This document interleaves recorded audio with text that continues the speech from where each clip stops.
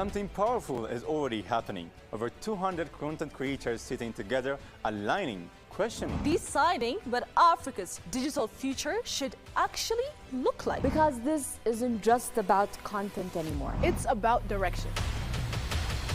Millions of followers and millions of eyes. Now moving with shared purpose. Stories are being shaped with intention. Narratives are being clarified. Agendas are being defined. Because when Africa speaks in fragments, it gets misunderstood. But when it moves together, it becomes undeniable. What's happening here doesn't stay here. It reaches the world. This is the African Social Media Influencer Summit.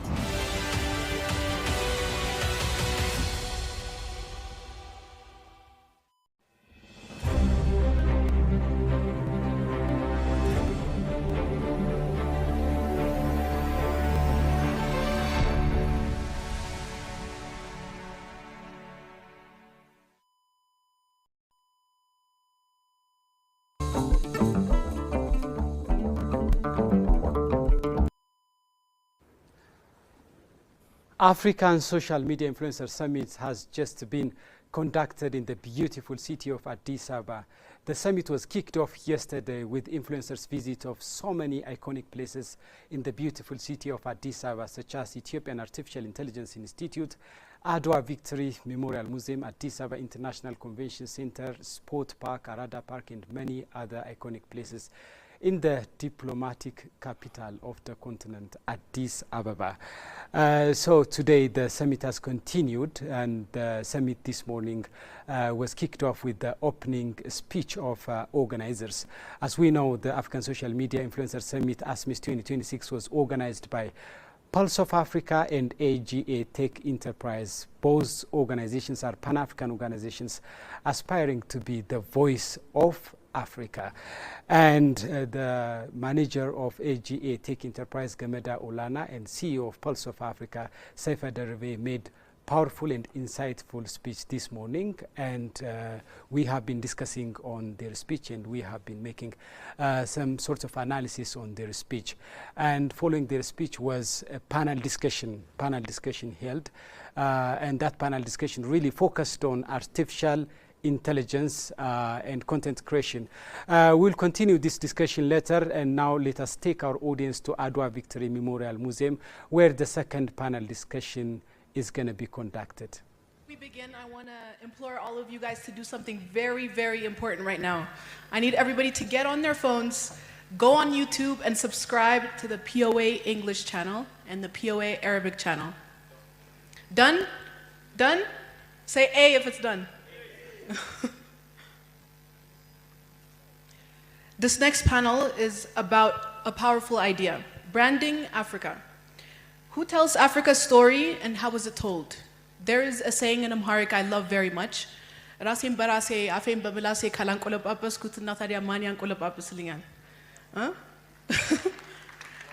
Loosely translated, it means if I don't talk about myself, if I don't big myself up, then who will? And I feel like as Africans, that's what we should be doing, telling our own stories. And Africa is truly the greatest continent in the world, and it's about time we start acting like it, yeah? Now, from travel creators to tourism leaders to global perception, this conversation is about shaping how the world sees Africa. And our first panelist is a Ghanaian YouTuber, travel vlogger, and a digital media influencer known for promoting positive African stories through his platform. Trained as an aeronautical engineer, he has become one of Africa's most influential content creators, using storytelling to showcase culture, innovation, and success across the continent. A leading travel creator shaping African narratives. Please, a warm welcome to Wadomaya.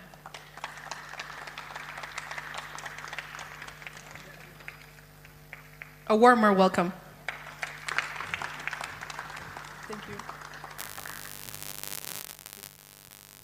Our next panelist is an Ethiopian tourism professional.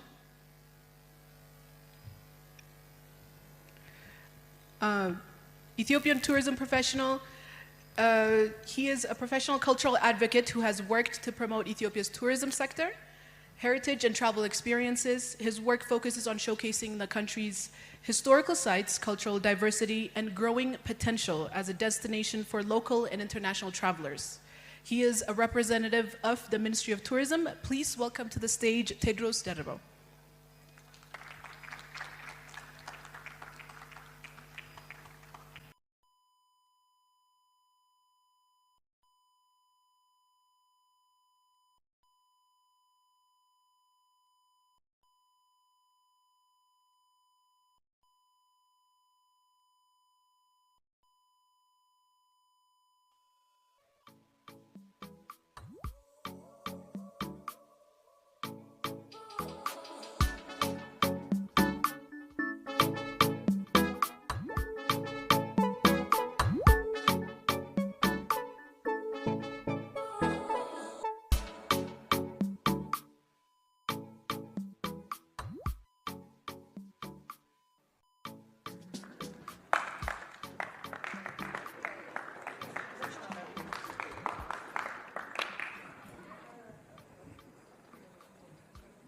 Thank you all for being here.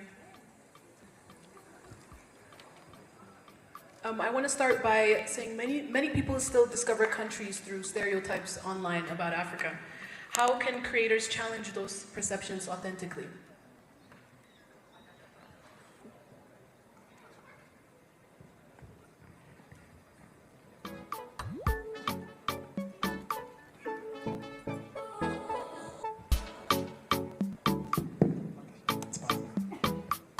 So I personally believe that Africans are the real ambassadors of the continent.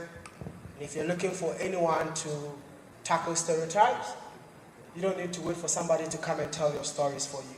You have to start telling your own stories. I'm more like a typical example as an aviation engineer after graduating from university. My own colleagues, because I came from Africa, they felt like I am not that smart to belong to where I am. Hence the reasons why I decided to go on this journey by showcasing the beauty of Africa to the rest of the world. So I believe that it's about time for each and every one of us as Africans, with all the platforms that are being created, use our platform wisely to change the stereotypes of our own continent, because no one else will do it for us apart from us. Thank you. Thank you. How do you think you're telling Africa's story differently through your content? I think for me, it was more like the authenticity for me. I just didn't want to be anyone else. I just wanted to be me because I was born and raised in the village. So I wanted to use the village way of telling stories, which I believe that carried a lot of impact because a lot of people were able to connect with me while creating the videos. I think when it comes to platforms, creating stories on different platforms also matters. But one platform that I felt like carried a lot of weight at that time when I was starting was YouTube. And I could just wake up any day, anytime, anywhere, just to tell a story. But the main focus is by telling a positive African story. You will never see any negative story about what I do. I mean, that doesn't mean that I don't encounter negativity whilst traveling. But I lived in China, and China is all about branding. I used to work for the Chinese government. So they show you what to post and what not to post. But when it comes to Africans, we take our negativity and tell you, hey, come for it. We give out our negativity. But because of what I learned when I was living in China, I decided that, hey, it's time to rebrand Africa in my own way. Hence the reason why, even if a tourism board ignores me, I'll still stay positive. People might think I've been paid by the country. I mean, we are in Ethiopia. Let me just give a quick story. I came to Ethiopia, I saw the transformation of Ethiopia, and no one was talking about it. And I'm like, why is transformation happening in Africa that we are not taking advantage by telling our own stories? So I started reaching out to all the government sectors, all of them. Sent proposals, everything. But guess what? I was completely ignored. What I did was, what I do is not about money, it's not about what you tell me to do, it's about the passion to tell positive stories. I came here by myself, that's why I met Gameda, that's why I met my current cameraman, And I sat down with them and I said, what the Prime Minister has done in this country, a lot of Africans need to learn from. So I'm going to use my platform, do my own thing. And guess what? After my videos, I saw a lot of people coming to repeat the same videos. And the saddest part of it all is that every government official page, including embassies, Ethiopian embassies across the globe, everybody shared the posts, the videos that I did. But why are you guys failing to believe in the visions of African creators? That is what I don't understand. We are the real voices of the continent, whether you like it or not. Like the host said, over 400 million people. If you start believing in us, believe me or not, we'll be powerful than the CNN or the BBC that you pay money to showcase your stories. Thank you.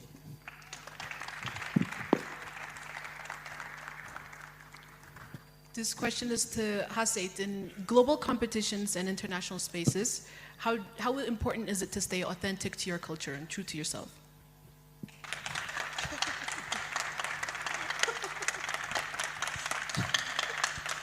Thank you. So, answering your question, as Miss World Africa, as Miss World Ethiopia 2025, going to the Miss World competition, I have seen a lot of countries, a lot of representatives trying to be what they are not. And I feel like when it comes to being African, us Africans are the one that compromise our values. As he said, we don't really support each other, and it's not even supporting each other. I have got the chance to travel across Africa, different countries, and I have seen that our old morals, our old folklores, our old traditions and cultures are presumed to be backward. Even ourselves, we don't even believe that we have our own things and we can excel and we know better for ourselves. Because I think as Africans, what we try to do is directly implement what the Western world has said to us is right into our culture, which kind of made a division between them and us, which kind of is like, if you see it, it's like water and oil. We have our own kind of traditions, our own culture, our own beautiful clothes. I'm more into the fashion industry, so I'll get into that. Our own beautiful clothes, our own beautiful songs, but we're always compromising ourselves for others and other cultures. So I think authenticity is where we truly accept ourselves first. I think we need to work on our Pan-African mindset first. As Africans, we need to know that Africa comes first. And we need to, in order for us to change the narrative of Africa in different countries, I think it's so much important that we change our perception of Africa. Because even us, we don't really believe in ourselves. Because I travel to different countries, as I told you, different continents, as Miss World Africa, as a person that's the second from like 109 countries. And even in different African countries, I go and I see them paying so much respect for people that are not their color, but I am Miss World Africa. And it's so discouraging to see us worshiping the Western tradition and the Western world. So I feel like the first thing that we need to do is be true to ourselves, know that we are not only better, but we function when we are ourselves. Knowing what authenticity is what is going to make us authentic in the first place. Knowing ourselves and not really degrading our culture is what really is important. I'm sorry I talked. Thank you. You know, when we talk about branding in Africa, we're also talking about economic value because money talks, yeah? And recently in Ethiopia's tourism sector, we've seen growth. Why do you think Ethiopia is seeing growth now, and what factors do you think are the reason? Do you think there's a lot to do with digital creators also having something to do with Speed's global live stream? Thank you. As a matter of fact, these digital channels have transformed the way we brand destinations, the way we promote our destinations, and we need to understand the reality that every vacation starts and ends with our mobile phones. So any marketing strategy, any branding operation should respond to such realities. So Ethiopia is set to transform itself not only as a cultural destination, but a future-facing destination, trying to position itself in the global tourism market. It's unfortunate that despite the fact that Ethiopia has enigmatic and extraordinary tourism resources, I can say that we are not good at branding ourselves. This is actually a common problem across Africa, I can say. So there is a perception reality gap. So any marketing strategy, any effort to brand Ethiopia should start from understanding this reality and respond accordingly. There is the global perception. Lensa has raised an important point. Unless we tell about ourselves, the global community will determine our brand. That's how the world operates. So, speaking of the digital channels and influencer marketing, the government of Ethiopia has clearly identified influencers marketing is a key, it's a competitive edge for branding and marketing of Ethiopia. To that end, we are working closely with influencers. We started working closely with influencers, and it is also undeniable fact that these influencers are digital ambassadors and opinion leaders, that they provide, share experiences and recommendations in a personal and unscripted manner. So this is something to do with authenticity.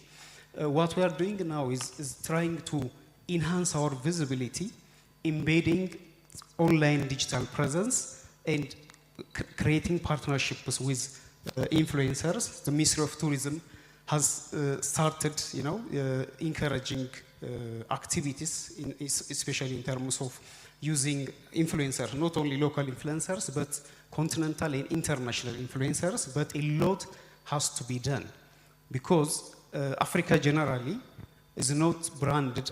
There is a need to rebrand ourselves. Africa has been branded, but it was branded inappropriately.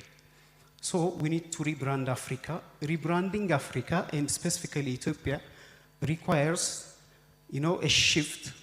We need to start shifting global community's perception from a focus on war, poverty, and conflict to a narrative of growth, opportunities, and innovation. So Ethiopia has set in train a number of initiatives that would help the country to position itself not only as a competitive destination, but a sustainable destination where everyone has something to experience. That's how the Ministry of Tourism and Ethiopia in general is working with the influencers, the digital platforms. So do you think governments are collaborating enough with creators? This question is for both creators and government representatives alike. No, not yet. We're starting. There are some, especially partnerships between government and influencers is episodic, I can say. There are some countries which are striving to partner with, to build partnerships with influencers like Kenya, South Africa, and some other countries. And Ethiopia is on the right track. We're starting. We have seen encouraging results, especially because I can say a cabinet of ministers of all African countries may not influence people as my brother do. So this is how the global, the current reality is. So there is, it's not a choice. It's not a choice. For example, more than 60% of millennials book vacations through influencers. Due to the impact, the experience of influencers. So any marketing or branding operations should respond to such situations. If not, will not stay afloat in the market. So I don't think that governments are, properly, cooperating with influencers, but there are good, signals that this partnership would grow into much broader initiatives. What about for creators? Do you guys feel like governments are working with you enough, collaborating? And if not, in what way would you like to collaborate? I think, first of all, African governments don't believe in African creators. They don't believe in the values that African creators hold. I have been to 39 different African countries, and I'll say 99% of them don't even understand what you're doing in the first place. And I think we are living in a digital world, so it's about time for government officials to employ people that deserves to be in the right places, not based on political appointment.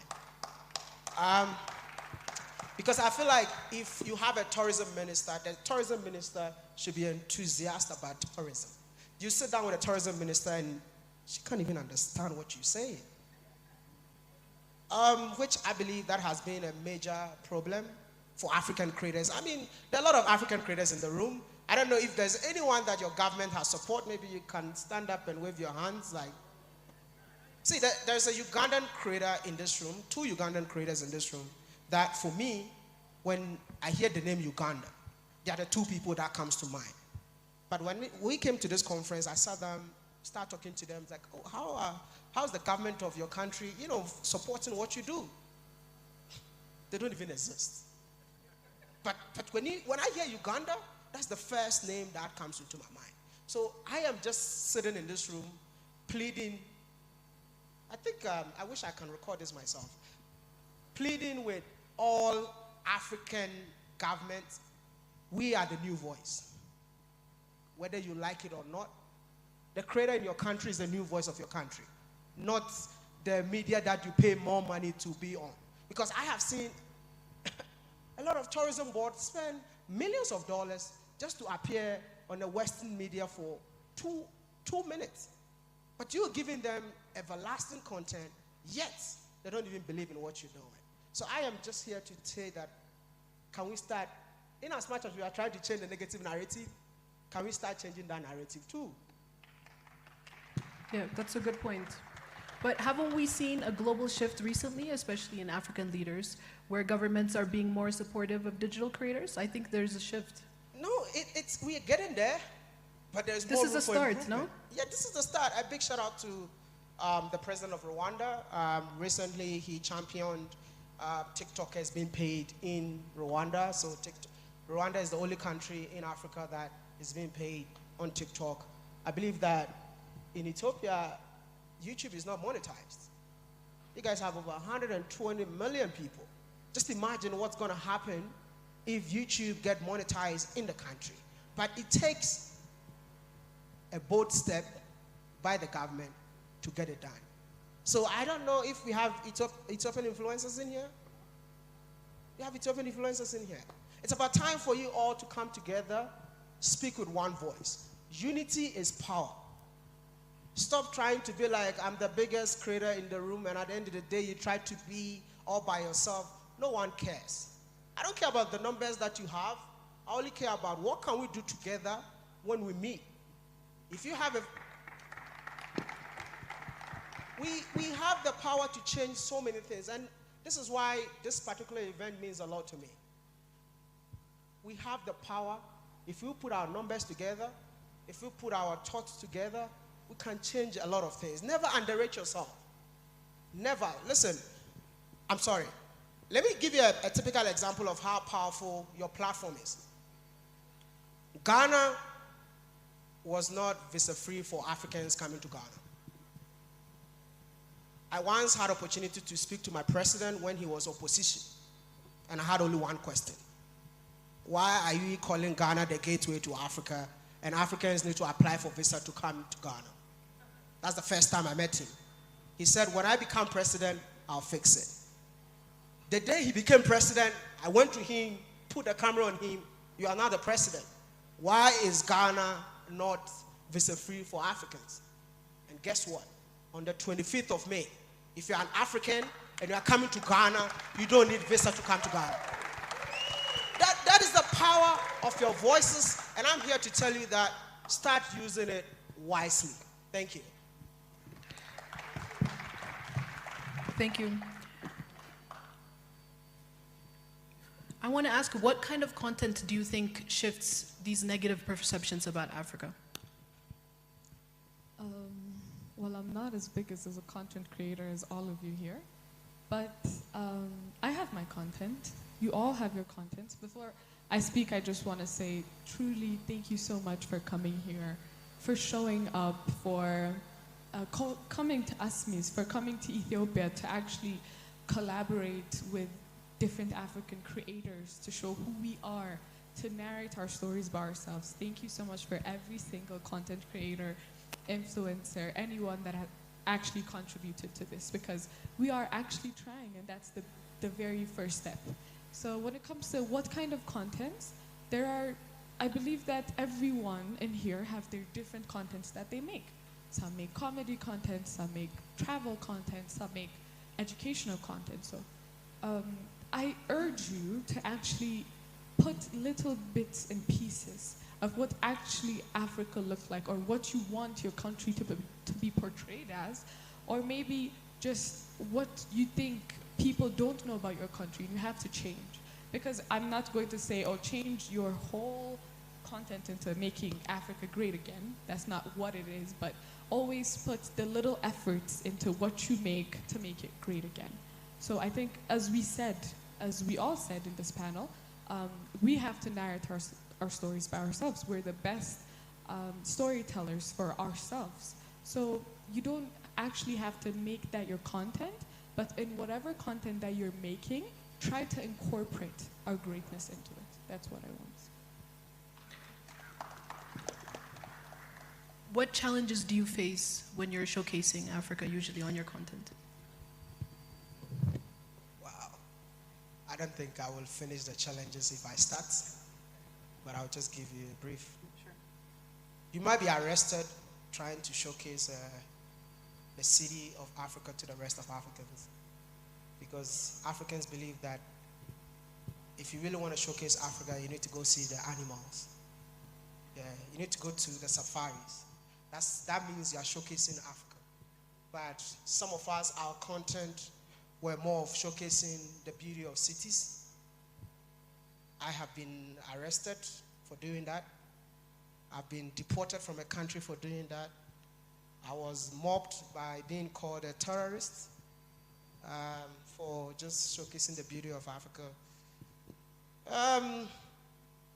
Ethiopia, I was harassed when I came here, creating the videos that almost every official was sharing, to the extent that at some point, my camera guy is there. You can see him. Hey, say hello, man. He's Ethiopian, by the way. Please give him a big shout out, man. A big shout out. At some point, we have to call the mayor. The moment we get arrested, he has to call the mayor to come and retrieve me.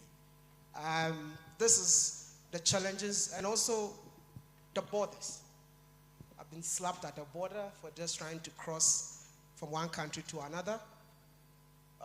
Visa restrictions for Africans. That's why I am very, very active when it comes to borderless Africa.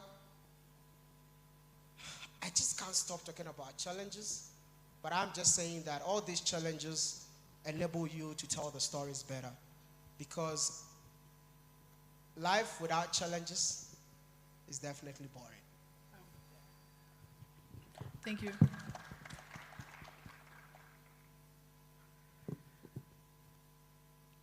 So storytelling brings visibility, but how do we turn that into real tourism growth?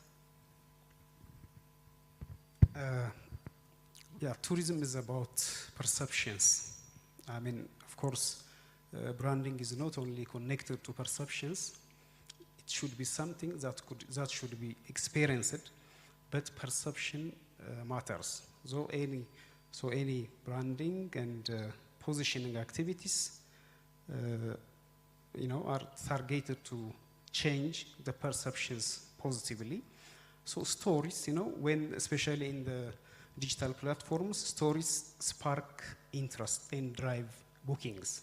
It's practical. I mean, this is proven that in many countries, they achieved high competitiveness and high yield tourism markets based on the authentic stories created and shared to people.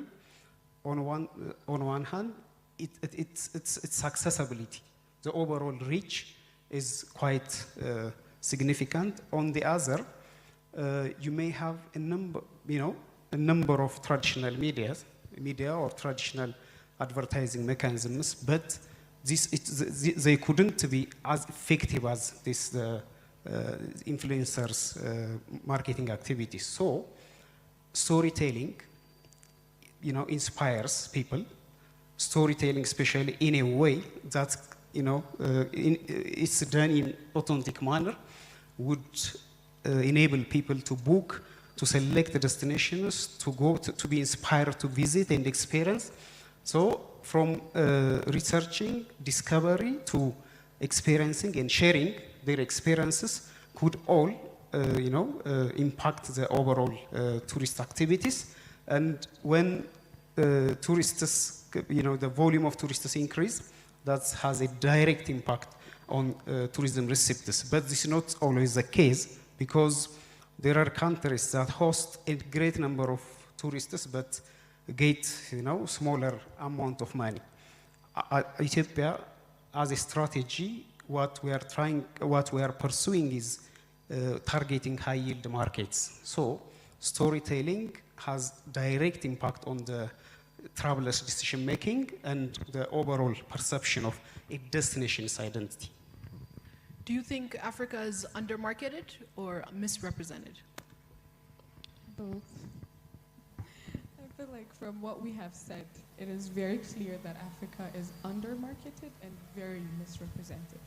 And as I said, it's not only the Western media that plays a part in it, but also us Africans and our different leaders, if I might say. Because we are always celebrated after our win. We're not supported to the process of us growing, if that makes sense. And the youth, I think, they have been saying, the other panelists, when they were being questioned, there need to be a policy of influencers and different social media or content creators, someone that is in this industry, to actually market their countries. As he have said, it is such a struggle to actually do what he does, and he is celebrated after he does it. So we need to share the struggles together. We need to, it's not only about marketing, it's also about fixing our understanding about the marketing situation, our understanding between ourselves in order for us to grow. Do you have anything to add? I would definitely agree with her. Africa, I don't know who said that. Somebody said Africa is the greatest continent. I said it. We should all say it, actually. We should say that more. Like I was clapping for you.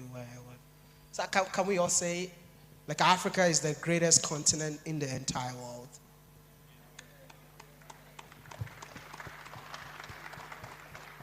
I have traveled to the 9 different African countries, and every country finds its way to surprise you. Like, Africa is just beautiful, untapped. Everyone sees the beauty of Africa apart from Africans. And that is what shocks me.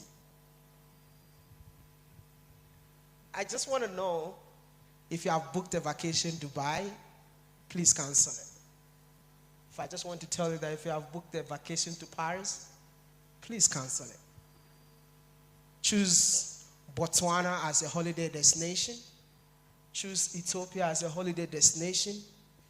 Choose Namibia as your holiday destination. Like, whatever you're going to find out there, we have it in abundance. And each and every one are natural in its authentic form. The ones that you see out there, it's so sad that Africans will leave waterfalls and go and see water fountains. I don't get it. I don't get it. I think it's time for us to tell our own stories. Travel to that African country, take that photo, inspire a brother to go visit too. Thank you. The music is also better here, yeah? What? The music is better here too. The music, eh? Only if you know how to play with your chest. So we're gonna try to keep it brief. We're really short on time. But for each of you, if you had one global campaign to rebrand Africa, what would it look like? Yeah, the first thing, any branding campaign, Africa should have a single destination identity. Joint promotion and branding activities are not being carried out. So any branding, I would aspire a comprehensive branding campaign, not countries independent, targeting countries independently, but Africa as a single destination. It's unfortunate that Africa has everything, but most travelers, especially in the source markets, Africa is perceived to be a destination for safari, game drives, and wildlife tourism, which constitutes 86% of the overall tourism market. But Africa has everything. Africa can be for gastronomy tourism. Africa has a huge potential for medical tourism. Africa has a huge potential for ecotourism and other niche tourism products. So I would aspire a comprehensive branding campaign which positions Africa as a single destination. Of course, this requires a number of interventions, which centrally includes influencers' activities.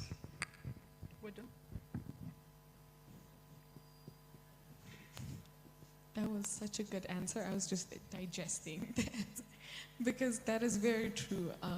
Whenever I travel to different countries, people often tell me they have visited Tanzania, Kenya, South Africa, and the things they know about the country is the safari.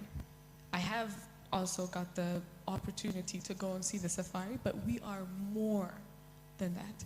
We have more to show with our culture as in just clothes, fashion, the people, so many things that you'd be surprised of that Africa has, but we haven't been able to tell. When, of course, our other panelists are saying about our medical tourism, Africa's building amazing medical sector in Ethiopia, as far as I know, so many things that I think we can reach out to our other brothers in Africa. And something I also want to say in this panel before I get down is we have to support each other in our transboundary medias like POA. Something I really appreciate about POA is it's not a media that is national, it is continental. And working together, we truly can actually tell our stories by ourselves through that. And it doesn't necessarily have to be a channel or a news outlet, but the name influencer is stemming from influential. Those people are influential.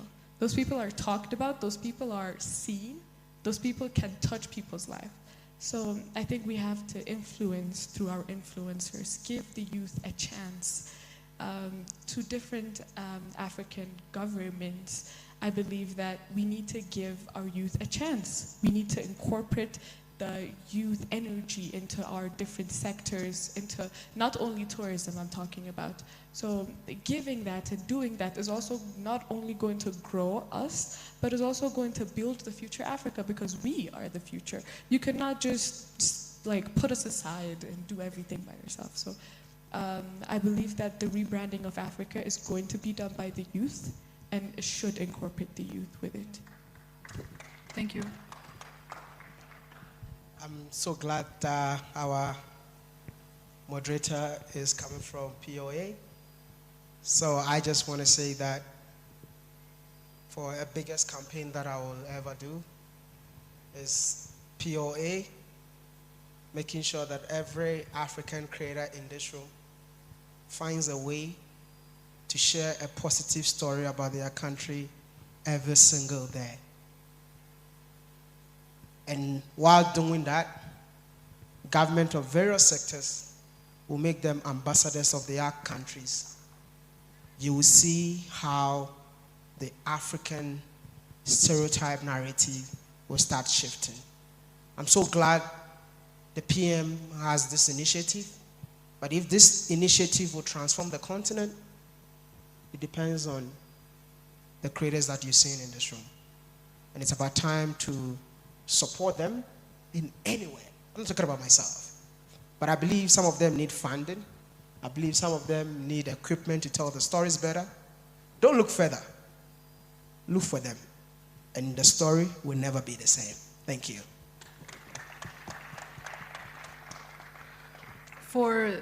We're finishing now for the final question. I want you all to leave us with just a message. In one sentence, Africa should be known for.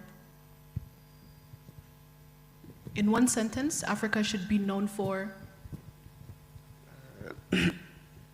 To me, Africa is a fruit of all seasons.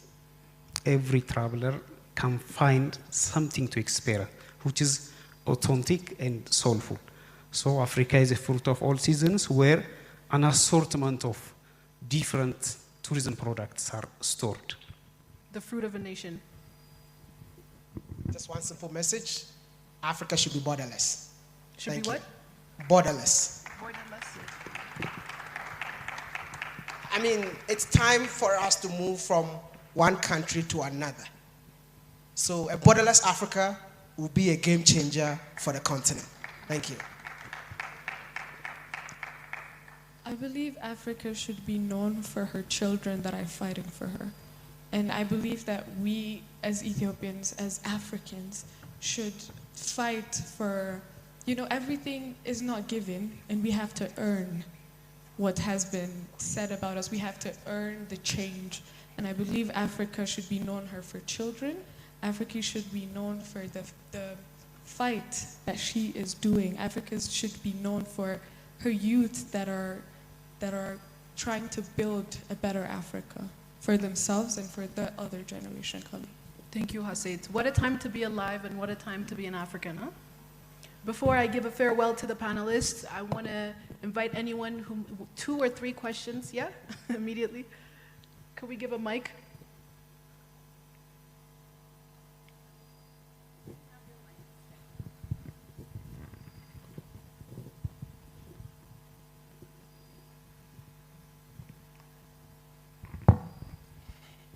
Thank you, everyone.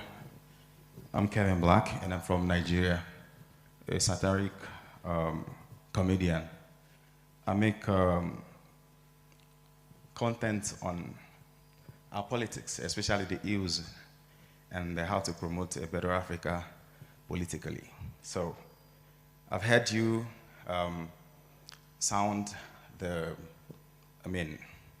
spoken a lot about how we can promote Africa, how our content should push who we are, right? So, but some of us, sometimes out of what we see in our society, see the need to address a certain social or societal ill. And you cannot just be positive when you are talking about your country, especially there's something you want to address. You can't always be positive. So I don't know if this is going to be, I would want you to make a remark on that, right? Based on how much you've traveled. Anyways, this is the first time I'm traveling out of Nigeria. Not because I couldn't, I was always, in that fight that I want to go to Europe and all of that. But when I started making money and got influential, my priority changed. I wanted to remain and make more impact than run away. So I rebranded my content from just family content to political satire. And it gained so much trends that even my government wanted to give me INEC Youth Ambassador like a few days ago, and I rejected it because I didn't want to be part of people who bring in bad governance. And I had restrictions. They told me they are conditioned to what I have to say and what I must not say. And I've been standing with my people And this is not just out of that I want to go viral. You know, it came from the fact that there are tears in the street. Millions of Africans. You see how beautiful this place is. There are people in the rural area who do not have access to water. And what we see in the picture on the biggest screen is a fine city where there are people who are not cared for. And then I took it upon myself that we can only die once, right? I'm sorry, I have to sit down to finish because I wasn't feeling too well like 2 days ago. So, how do you criticize your government? Criticize some of the ills, like my popular slogan is let's see the edit. And when you go through my page, you will understand. Last week, I shot a content about xenophobia in South Africa, and then I got so many threats in my DM that I had to cancel. But you cannot just look at what is going on in South Africa and don't want to talk about it if you are true to yourself that you want a change in your place. How can you balance criticizing the government to help your people and also selling your people in a good light? And I'm going to be honest, when I came here, I never knew a place like this existed in Africa, although I see videos a lot, pictures, even learned how to dance, their chest dance and all of that. You know, I see, but coming here, proved it more. And the last content I did with Gladys, she came to Nigeria, I'm yet to release it. I tried to promote, we using our own fabrics. Africans would want to buy Gucci because it's sold thousands of dollars. But what he's wearing, even though he has more quality material, wouldn't be sold expensive and wouldn't be valued. So I portrayed a content where 2 people came to give a governor a gift. One presented Gucci, one presented African fabrics, and I dropped the African fabric on the ground when I had the prize. And then she said that we need to rebrand. African leaders need to go back to drawing table and project our materials, project ourselves. So what I'm doing and what I've learned since I came here is that I'm going to, instead of saying we are bad, I can also say that some people are good, so these people should copy from these people. So that's my question. Okay, thank you. I think. Do you have time? Because I think we're running out of time for the second. Yeah, just a very quick question. Maybe let's just take 2 and then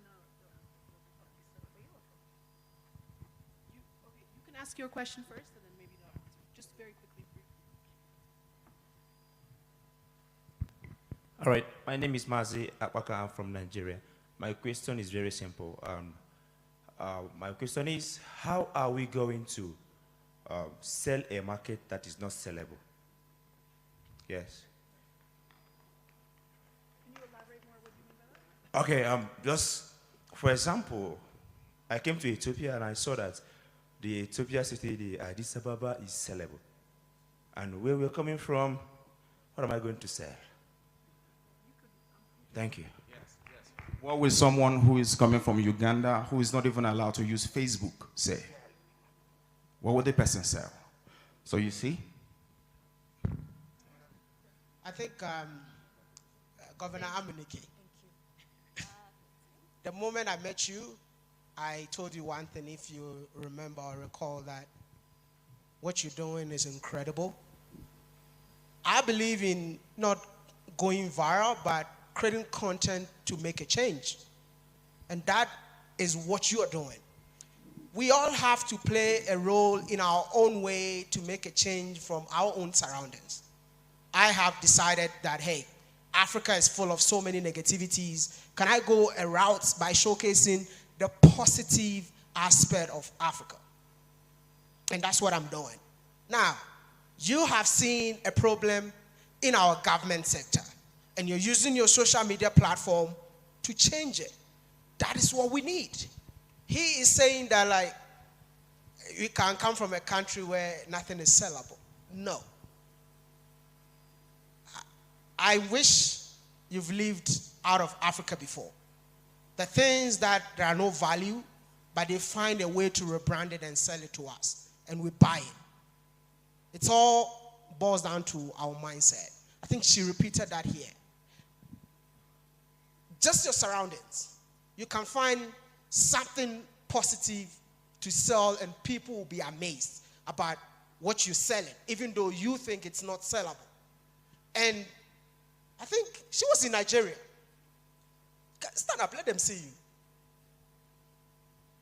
Beautiful, beautiful. She did a video at the airport in Nigeria that I believe that even Nigerians were shocked. I was going through the comments. She arrived at the airport and realized that, oh, things have changed. The last time that I came, there were so many things happening. But this time around, a lot of things have changed. She talked about it, and now I believed it because it's coming from her. So these are the things that I'm just saying, like, as a creator, look around you. I'm not saying we should be negative throughout. There are so many positives on our continent for us to talk about. And we need more people that create content that has something to do with our minds. Africans need to start changing the way they think, and it all depends on us. She looks so beautiful, rocking Ethiopian outfit. I'm rocking it. She's rocking it. Why can't you rock it too? Bro, I'm in UK. Are you not rocking it? It is what it is. It starts from each and every one of us. And I believe that after this summit, we will all go home to our various countries to represent our various countries in a positive way. Thank you. I just want to say very quickly. Before you wrap up, we have one question from that side. There's yeah. But make it 30 seconds from the middle side.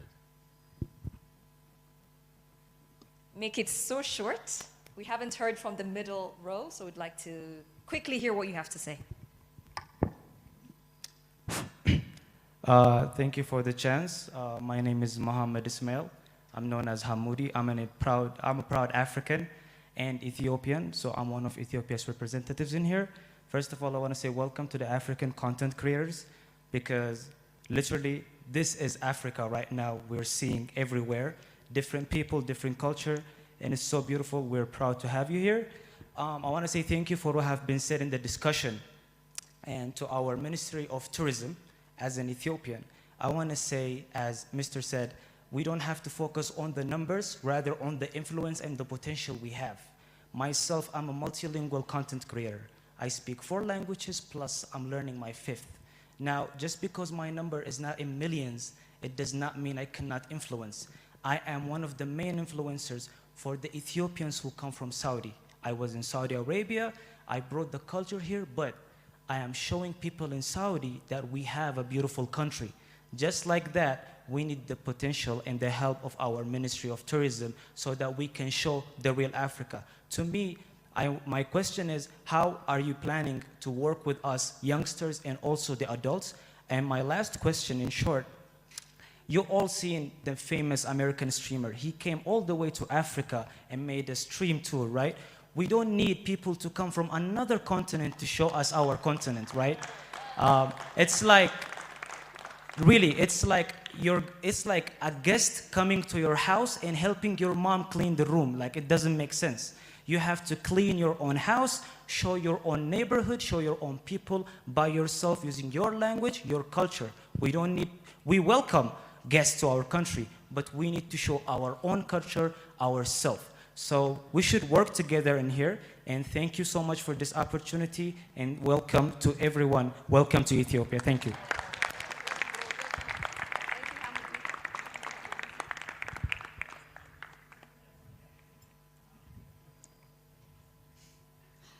I believe from what Hamoudi said, as you can tell, we always preach about how we should tell our stories. But something I'm very happy about our brother there for mentioning is, I forgot for a second, something I shouldn't forget, is the xenophobia that we have. In different African countries, you can see that we really do not think that we are for each other, that we are brothers. something that he has been preaching, borderless Africa. It's not really about the borders, physical borders that we have or geographical borders. It's the borders that we have in our minds. It's the borders that we think one is better than the other, one is different from the other. We are Africans, we are brothers. We stem from the same land. And as we have been preaching, our unity is our strength. And I believe that every country should understand that we are brothers. And regarding this, the xenophobia that's been happening in South Africa, it truly pains me to see it. Because Ethiopians being targeted, Ethiopians and South Africans have a long history of getting together, even their freedom fighters coming to Ethiopia, taking different, different fighting techniques, what do you call it? And going back to their countries to actually set their countries free. We were fighting together at some point. And I believe that we should respect each other. And we should know that we are not the enemy. I've been to South Africa a couple of times, and I'll tell you one thing. We are not the enemy. The enemy is living with you, okay? And I believe, I feel like I'm saying some things very boldly, but truly because I think we need to understand in our hearts that we are brothers, and the more we work together, we rise. Let's know who the enemy is and who our brother is first. Let's know who we are first. Thank you. Thank you so much, Asid. I just want to say quickly, there is no such thing as an unmarketable Africa. Every single country in Africa is marketable. It basically sells itself. Uganda is the source of the Nile. It's known as the Pearl of Africa because it's lush, green, and beautiful.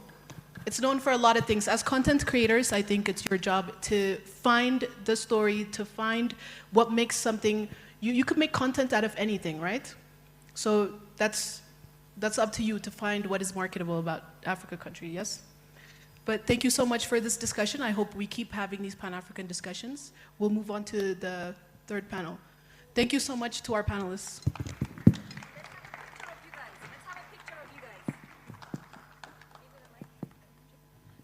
Thank you. Would like to have a picture. You as well. There's no running away from photos. You always do that.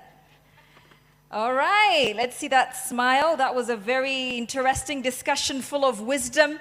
While they're still there on stage, I would like us to give us a shout out to Ethiopian influencers from welcoming their brothers and sisters from across the continent to partnering with other global influencers to sell Ethiopia's image as the birthplace of coffee, the source of the Nile.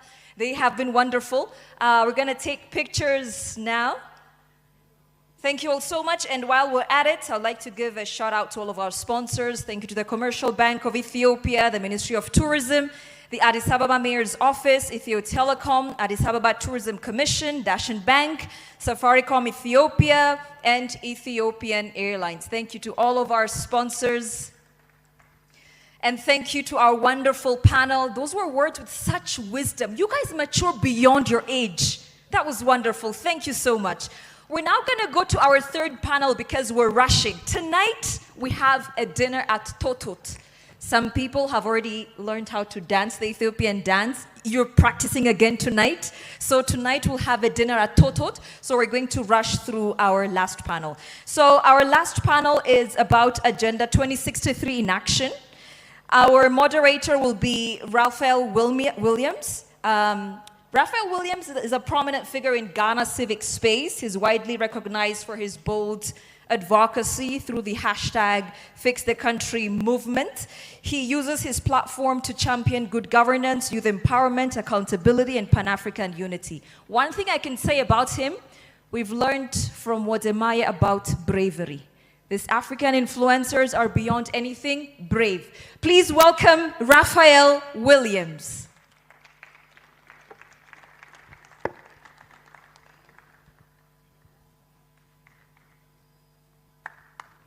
Welcome, Raphael. How do you welcome Raphael?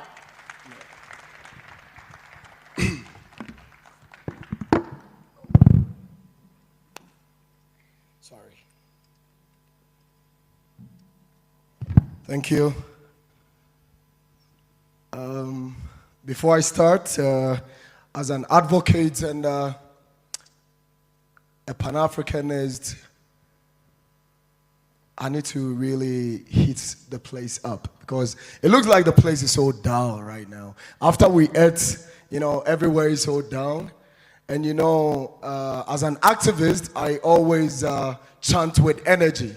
And in Ghana, we say something, cho boy, then we respond, yay. So I will go by saying, Africa, cho boy, cho boy, yay, yay. Thank you so much. Our Miss Africa made mention of xenophobic attacks happening in South Africa. And ever since this thing started in South Africa, I've been advocating for this for years. In fact, one brother from Nigeria who was murdered some time ago that hurt me so much that made me start learning Nigerian anthem when I was going on a show to speak against xenophobic attacks. This actually hurt me so much, and for years, these attacks continue. And as we have gathered here today, I think this is actually the Youth African Union Summit happening on the land of Africa. And we need to use this opportunity to call the attention of the African Union to make a statement or call the president of South Africa, Ramaphosa, to make a statement and a strong and a bold action against these xenophobic attacks that is happening in South Africa. Because this can never be accepted as an Africans. This is not African, and we need to condemn it in all forms. Thank you. A lot have been said, and I wouldn't want to preach much. Let me just go straight to what we are going to do. So good afternoon to us all. Today's conversation will be focused on critical questions, how Africa can move from digital ambitions to measurable impact. We will be exploring the role of policy making, strategic innovations, digital platforms, and shaping Africa's digital future. This will be practical conversations. We are not only talking about vision, we want to understand execution, what is working for us, what is not working for us, and what needs to be done as Africans. I will also be encouraging our panelists to share real examples, innovative, and lessons that our audience here can learn from and apply as content creators. We will begin with our first segment, focusing on the policy and government leadership, which I always stand for. So, one of the greatest challenges of Africa is that we have numerous of languages, and it becomes very difficult sometimes even mentioning your own fellow African brother's name. So I beg your indulgence if I make mistakes in mentioning the names, because it is very difficult for me. We'll be inviting our brother Ashagri G. Abdil, who is an Ethiopian international human rights lawyer, strategic advisor, and an author specialized in conflict analyst and governance. He is recognized for his work on the intersection of law, collective memory, and national building in Africa, practically within Ethiopia. Let's welcome our comrade and brother. Come on. Is that how we... Man, if you're not an activist, you didn't know the role of lawyers, man. Come on. Show love. Thank you and welcome. Let's again welcome, we always need our women with us. Miss Bothri Kabeboni Benyendi, who is the Director of Strategic Planning and Delivery at the African Union Commission, where she coordinates Agenda 2063 within over 15 years of senior management experience. Her career includes leadership roles such as CEO of the Botswana National Olympics Committee and Executive Director at the Botswana Investment and Trade Center. She holds a master's in strategic management and is currently pursuing a doctorate in transformational leadership. Our next panelist will be Barricade Darambi, or Daramba? Dereba. Thank you so much for the correction. Is a deputy permanent representative of Ethiopian to the African Union. Previously, he served as Deputy Director General of the Institution of Foreign Affairs. He holds MSc in Politics and Conflict Resolution, Politics and Conflict Right and Justice from SOAS School of Oriental and African Students, University of London. Welcome, my brother. We hope that this conversation will be so impactful. This is going to be practical to, usher in all the conversations we've had, the AI, the impact of marketing and how to influence, our continent and sell our market. This is going to be policies and strategies that is going to actually help us move from where we are to where we want to be. Thank you. Thank you so much for joining us. We hope that this conversation becomes more practical. First, let's focus on, thank you so much for the conversation we've had earlier and the impactful impact you all have made in Africa so far. What is the vision we hold for Africa in the 2063 agenda? Anybody can take that. So thank you very much. As introduced, I am responsible for the coordination of Agenda 2063 in the African Union. And I was pained in one of the previous sessions that was interrogating whether Africa has a strategy or not. Africa has a strategy. It's a 50-year strategy that we call the African Blueprint. The vision of the strategy is that we want to position Africa for 3 results. We say we wanted it to be an integrated, prosperous and peaceful Africa, driven by its own citizens and representing a dynamic force in the global arena. So all the previous panels were speaking to that reality. Branding is what will make us a force to reckon in the global arena. The youth are citizens of Africa, majority that are to drive the results, and the results are peace, prosperity, and integration. And integration cannot exist in closed borders. So the vision is there, the strategy is there, the intentions are there, defined in what we call Agenda 2063. 7 aspirations in the second 10 years, 7 moonshots. They have already been agreed by our heads of states. We are no longer looking for political will. We are talking about political commitment that have to be executed. And us in the room, we should hold each other accountable and have our spade, all hands on the deck towards the Africa we want. Thank you. Right. I think we would have to go to council. And as a lawyer, when Wadimaya, the previous panelist, was talking, they made mention of some of the challenges we would have to go through moving around Africa, creating content.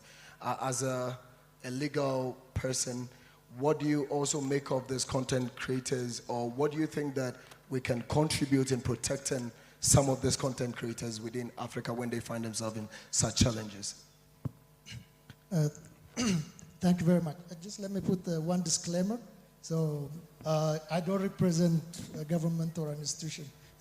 I am just here as a private citizen so that I can speak without any guardrails. Feel free. Yeah. So I think think of around 15th century when we had the print. I think of Johannes Gutenberg, who revolutionized about knowledge distribution. book printing in masses.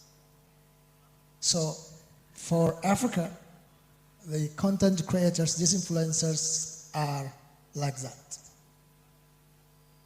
And they are actually becoming the distributors and the knowledge creators. So what has happened for many centuries is that the knowledge production and the knowledge distribution was controlled by very few. So one of the reasons why we Africans were left behind was we did not have those means of production and also those who distribute, be it a narrative or whatsoever. Now, if we say these content creators and influencers are for us our Johannes Gutenberg of the 15th century, we must protect them by having a clear legal framework. So most of the time, the problem we have is countries, we have 54 countries, and so we have different legal systems. Countries have their own laws. Of course, at the end of the day, we believe in one Africa. We want to have access up to most of your countries. And I'm only proud of those countries. In a sense that as an African, I was treated with respect.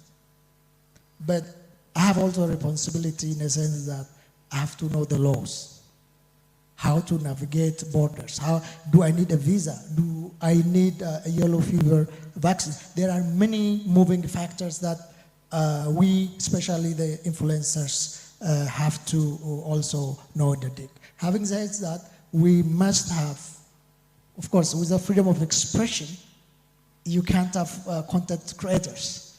I have a friend who said, if you don't have a Facebook account, how can you sell your stories? So one of the pillars in the Agenda 2063 is having order, good governance, and the things like that. So we answer these kind of questions within a larger framework. There are strategic issues that would support us to address these issues, whether it is border or other materials. I know Wodimaya was in Ethiopia a couple of times, and the story he did, I shuttled between different countries, and my neighbor happened to be a Ghanaian. And before me watching that video, he saw the video and shared it with me. Hey, my friend, your country is doing these kind of things. What are you doing here? So these content creators reaching across the globe. So we have to treat them as treasures. I'm going to use again an economist, George Atiye, who said, this African generation are the cheetah generation, not the hippo generation. So we must make sure that our laws are up to date, and they protect them and they respond to their issues. But Council, you know, as a digital creator and an advocate as well, sometimes you step on toes. We call it necessary disobedience in advocating. Sometimes there are some of these laws you might not even know or be aware of it. And how do we get access to some of you legal people? Because there is a distance between us and you people, you know, and I use you people in the context where we can really get access to legal representatives, and the chargings of it become so huge. So I think there is this collaboration that we need to all have together, and also you advocating in representing us in some of these flaws when we break them. Yeah, you are. That's true. We always, I know lawyers are inaccessible, and that they are also very expensive. And me personally, I will be very happy to do a pro bono on that aspect. But one of the requirements of the law is it is accessibility to its people. Be foreigner, when you are a foreigner, when you go to another country, you must know their laws. This is not only for Africa. It is true across the board. You can go any country, you have to respect those laws. So I think most of the things that we are struggling with can be answered within the context of sovereignty of the states, as well as also of course, there should be a rule of law as well. Right, thank you. So as creators, we must always learn the law whenever we are traveling so that we don't find ourselves in problems. So let's go to our brother who is actually a representative of the African Union. One thing is already clear: policies may set directions by strategies and execution demanding impact. As part of a representative of the African Union, what are some of these policies that the African Union for years has been putting in place in shaping or meeting the world digital space? Just one correction, I'm not representative of the African Union. I represent the government of Ethiopia at the African Union. I'm just a deputy, and I'm not here on my official position or role, but I was invited here and I was keen to see and be amongst my African brothers and sisters whom I have admired as well, like any other African citizen. One thing, but I can speak to the Ethiopian government digital policy and in terms of digital transformation, what we are doing in Ethiopia. Before starting, for me, if you noticed Agenda 2063, the number 2063 is just 100 years from 1963. It was a year where the Organization of the African Unity was founded here in Addis Ababa, where our forefathers and leaders from the free African countries came together to establish our organization. And it was during its 15th Golden Jubilee anniversary that African leaders examine the paths that they take and come up with a new aspiration as to where they want to go, and they call it Agenda 2063. We have achieved a lot under the Organization of African Unity, and now it is up to this generation to achieve more, and the digital space gives us an immense power. Earlier I was thinking when the previous speakers were sharing their ideas, we are not any longer only confined into a physical space. We are also living in the digital space. Earlier we were talking about the need for free borders, visa, lifting of visa restrictions and so on. Those are what we find on the Agenda 2063, but on the digital space we already have it. We are already communicating from one corner of Africa to the other corner of Africa. And some of those digital creators are more influential than heads of state or even politicians. That's off record. So that gives the digital creators an immense power, and if they understand that power, they can do a lot with it. What we are doing here in Ethiopia is that we are not only using and utilizing the digital technology as an enabler, but as a core and one of the 5 main economic sectors where we are hoping that it will support our economy beside agriculture, mining, manufacturing, and tourism. So it's not just an enabler for us to do things, for us to speak with each other, but by itself, it's a major an economic area. That's what we believe in. That's why we have included it in our development plans, including the 10-year Ethiopia's development plan and also the homegrown economic reform, the first one and the second one. And now we have what we call the Digital Ethiopia 2025, which we have just finished, and now we have Digital Ethiopia 2030. So with this, what we are trying to do is setting up the infrastructure for the digital technology expansion or digital economy expansion in the country.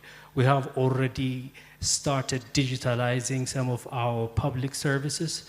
If you go in parts of Addis, you might have seen the MASOP one-stop shop service, where you get the entire government public services in just one shop. That was enabled by the digital transformation, and I can keep on mentioning.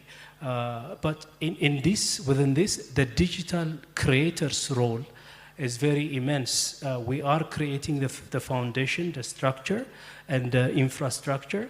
that will enable the digital creators to do whatever they aspire to do. And it is also, the African Union also have its own digital policy as well that we share as a continent. So there is the interest, but there are certain countries that are indeed going ahead in implementing this. And I think some of you have witnessed that in Addis when you visited the Artificial Intelligence Institute the past few days. Right. I think for Ethiopia, it is possible because ever since I got to Ethiopia, I've experienced a lot when it comes to adding to the digital space and making sure that influencers actually experience the best of room to do whatever they need to do as creators. Going to strategic planning, you are a strategic planner. As an African and where you stand currently, what are some of the strategic plans that you think African leaders or the African Union must put in place to meet this 2063 agenda? Because it looks like Africans keep talking, but then we are not putting practical strategies in place to make sure that this becomes a reality. Thank you very much. My direct response to it is that we are now at a narrative of the decade of acceleration. During the first decade, we were saying it's a decade of convergence, where those policies and strategies were being put together, and we were testing whether as a continent we are agreeing or not. We agreed. The frameworks are there, the policies are there, we lack implementation. And to your question, what are we doing differently to try and accelerate implementation?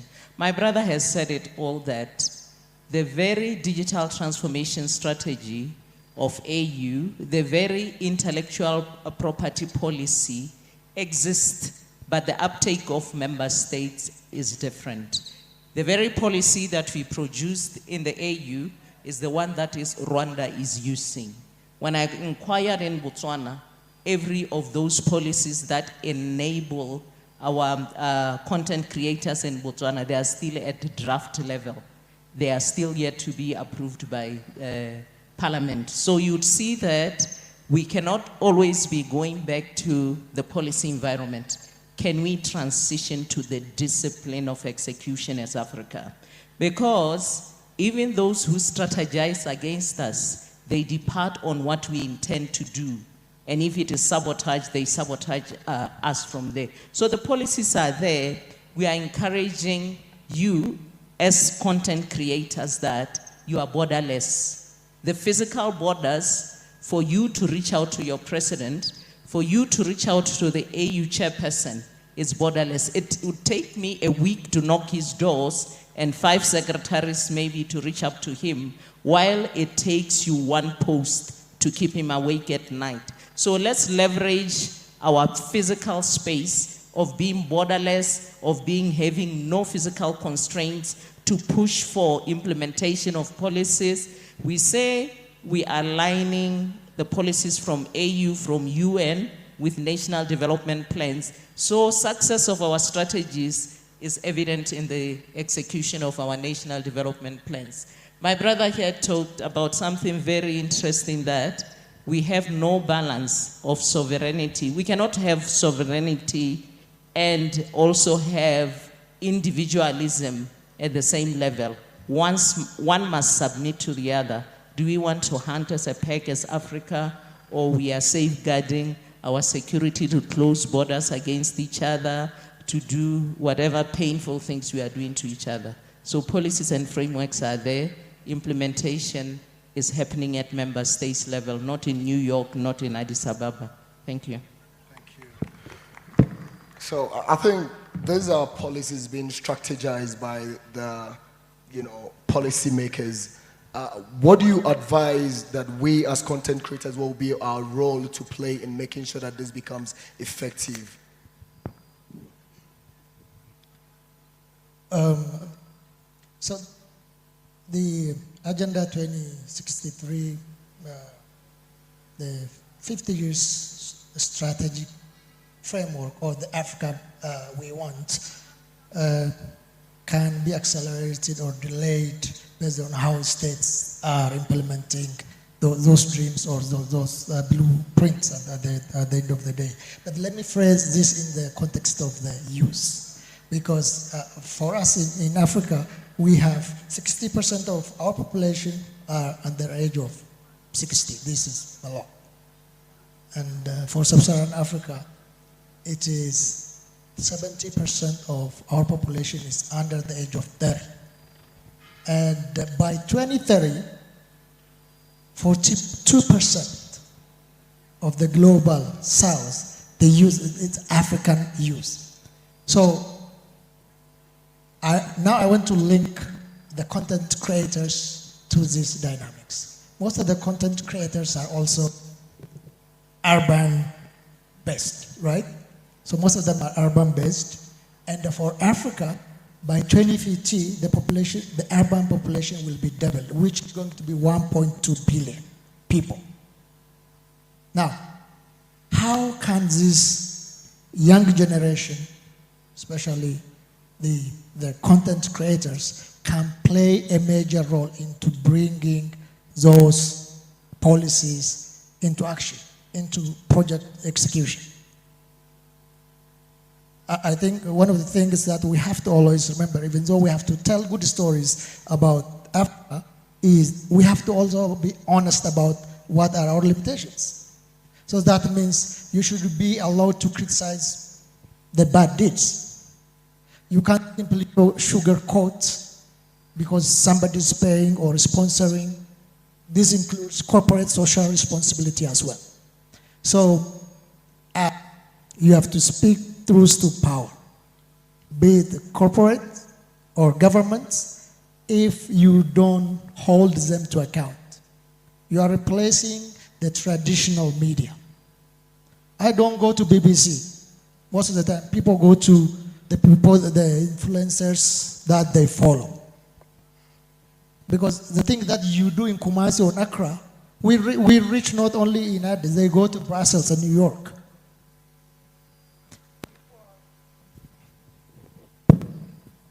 Other countries are framing their policy based on the sentiment that they see.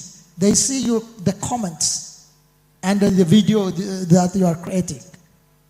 They're creating their national policies, be it trade, military, or whatsoever, based on how the people are reacting to the content that you are creating. So it is not only like, you are not simply saying just stories for fun. You are actually shaping the national policies, the continental policies. So for African countries, and it is institutions, including the African Union, embracing the power of influencers, working with them, listening to them, there is no any other alternative. And you also have to understand this power. You can create damage, or you are part of a success story, be holding power to account, or also appraising or creating a good image when there is a good image about it. So to make this more practical for us as content creators and as a young person in government, how do we assess some of these government officials? Because it is very difficult for sometimes some of these creators to even get access to get the right information to send it across. Just like you said, we can either disseminate good information that will build or bad information that can collapse. So how do we get access to, send the right information out there to help also contribute into the Agenda 63? I just want to reframe the question and try to challenge you and other influencers and ask you, the current freedom that all of the African countries, we have a political freedom for now. We're not under norms, colony at least. That was achieved because of the young people who were dedicated,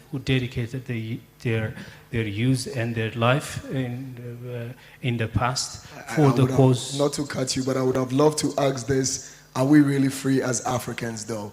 And my fellow Nigerians would answer that perfectly. Are we really free? I don't think that as young people we enjoy the best of Africa. I think I felt it when I said that. I might have been triggering another debate, but my point is that the current African influencers or influencers in many African countries should need to understand their ability and capacity to influence change in the continent.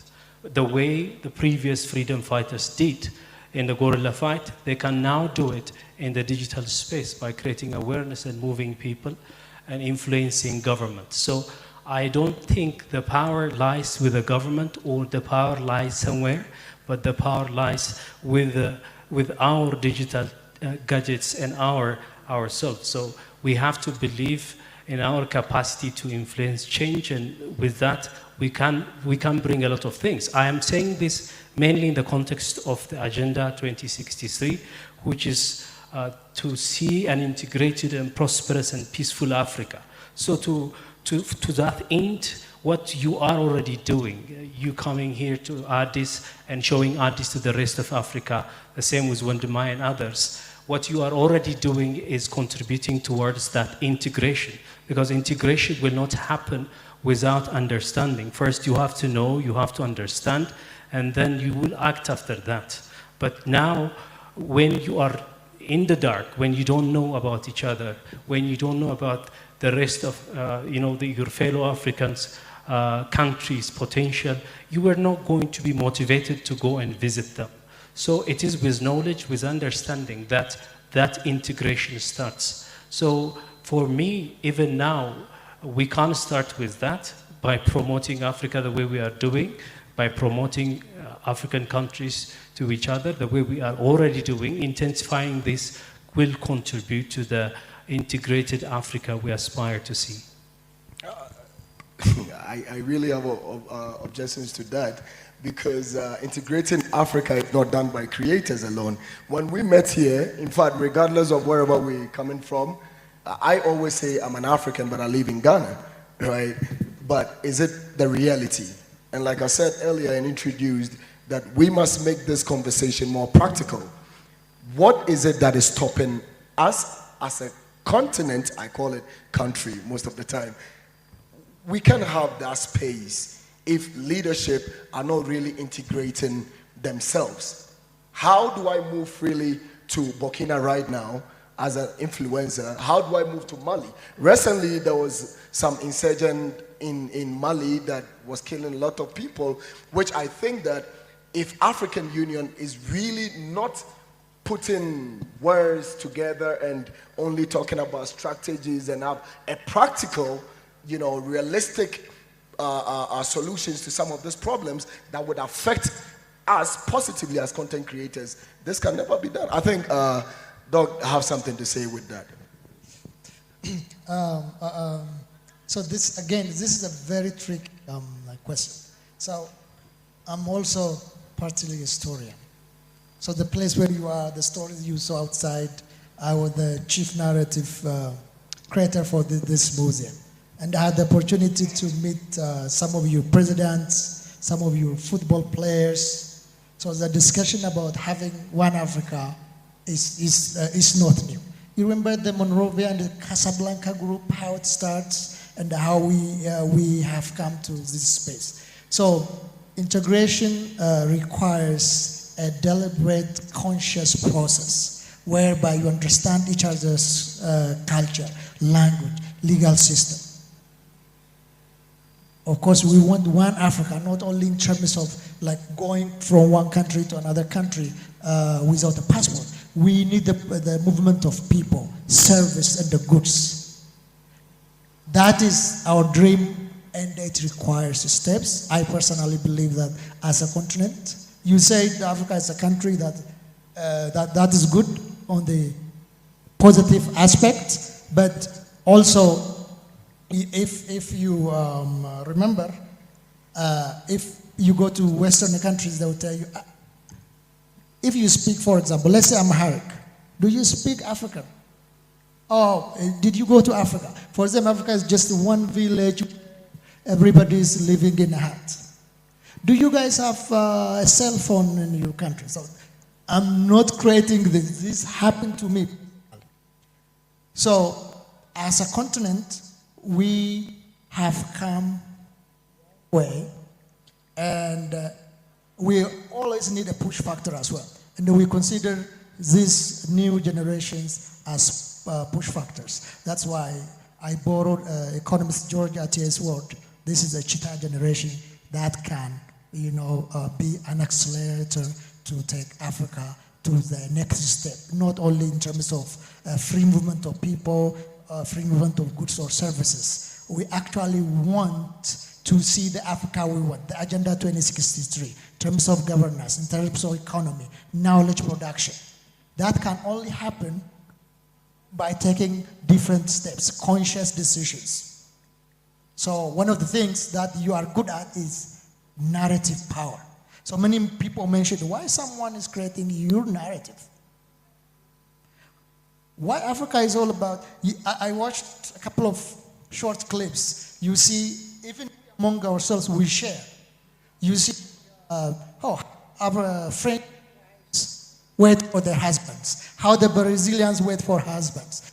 So a lot of romantic pictures. Then they say how the African wives wait for their husband. Then they have the machete and the wait for a husband. We laugh at this kind of stories, but there is a sinister goal behind these videos. If we play a bigger role, I think one of the Kenyan influencers, I don't know if he's here or not, how the Westerners do documentaries in Africa. I don't know if he's here or not. I was watching that, and that actually, wow, because I have traveled to those people to many countries. And actually that is some of them, not all of them, some of them is how they create documentaries. You are hearing this. I hope you have a blueprint, right? I hope you would agree with me. Can you hold the mic at the top for the signal? Yeah. Yes. Over here? Right here. Okay. So I hope what you have seen here can serve as a blueprint for how you can transform a city in a short period of time with this scale and with this, in terms of even aesthetic aspect of it. So we don't need, I think it was what Mel or somebody mentioned, Africans just pay some foreign media, pay millions and then go there and do interview. No, we don't need external validations. We are good ourselves. We need our young people, our social media influencers. For example, this 2026 program, every African country should die for this, to host this. The people who organize this should not really struggle, should not suffer to put this together. It looks beautiful here now. I know one of the organizers really struggled. I even personally went on my way to make some calls. So we have to respect our content creators. These are our PR people, our diplomats, and our role models. If we don't have space for these policymakers at the end of the day, we'll fail if they always go for the external validation. We don't need that. We can tell our stories. We have to be honest to ourselves as well. Thank you so much. I think you really nailed it there, because I was always communicating with my brother from Ghana. Any day, how is it going? Any challenges? I was always, because I know what goes into putting these things together. But then, as a continent that has put together a strategic plan for Agenda 2063, and we are the new Ministry of Information. The content creators are the new ministers of information. If you're part of it, let me get a clap from us. Yeah. And you see, one of the greatest challenges for me, I've been arrested in Ethiopia, and I had to call my brother Gameda when I was doing content in Howlett, not knowing there was some security officers following me. I didn't know them because they were in Mufti, and they were like, "What are you recording? Camera." And I have to give the phone to Gameda. I called him on the phone, then he spoke with them, and later they have to leave me. All government officials have security. do we also have any security strategic plan for these young ministers of information as part of the agenda we are trying to project? Because whether we like it or not, some of us are going to be there. My first time in visiting Ethiopia was not about coming to see Ethiopia as a tourist.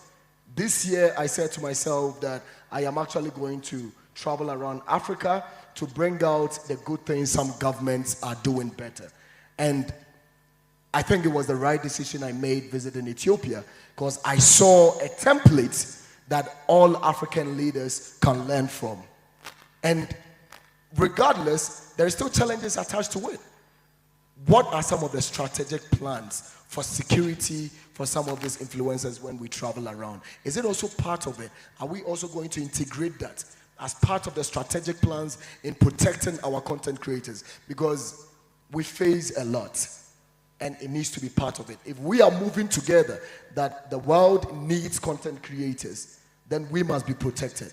Do we also have something like that? Thank you very much. I think it starts in, it takes me back to the brand hexagon that the governance ecosystem of any nation or of our continent speaks to who we are as Africa. The way we treat immigrants as part of the brand hexagon, the tourism, the exports, and the people. So it goes without saying that maybe the underlying thing also, Pan-Africanism, should be our bare minimum to how we deal with each other as foreigners, as nationals of Africa.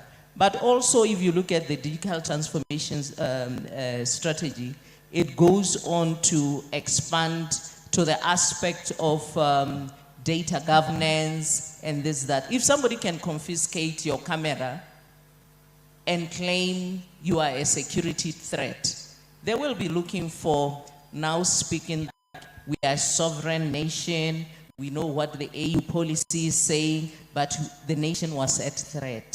So it goes back to the discipline and the Pan-Africanism, the underlying soft things that we cannot put you at a policy point, but at a humane point and at a Pan-African value-driven person point to say, is it right what you do?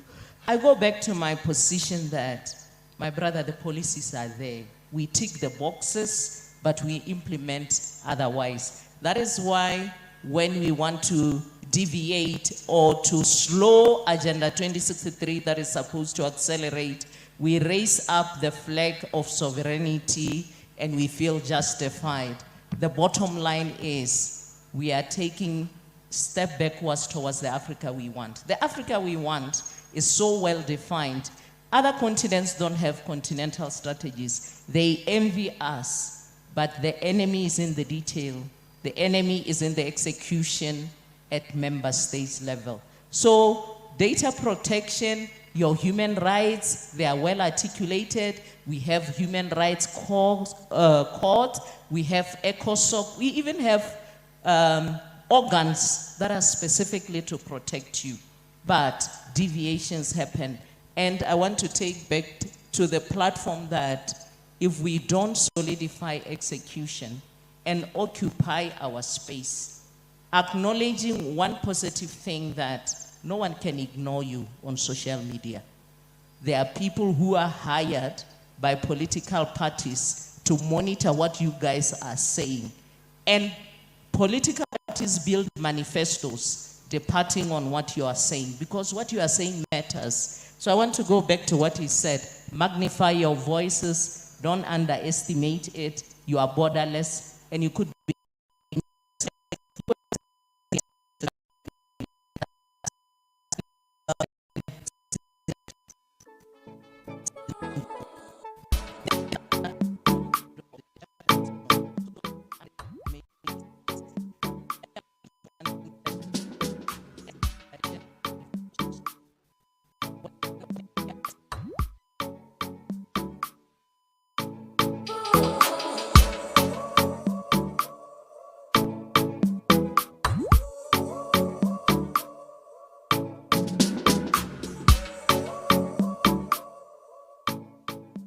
2063 cannot ignore the numbers that you reach every day.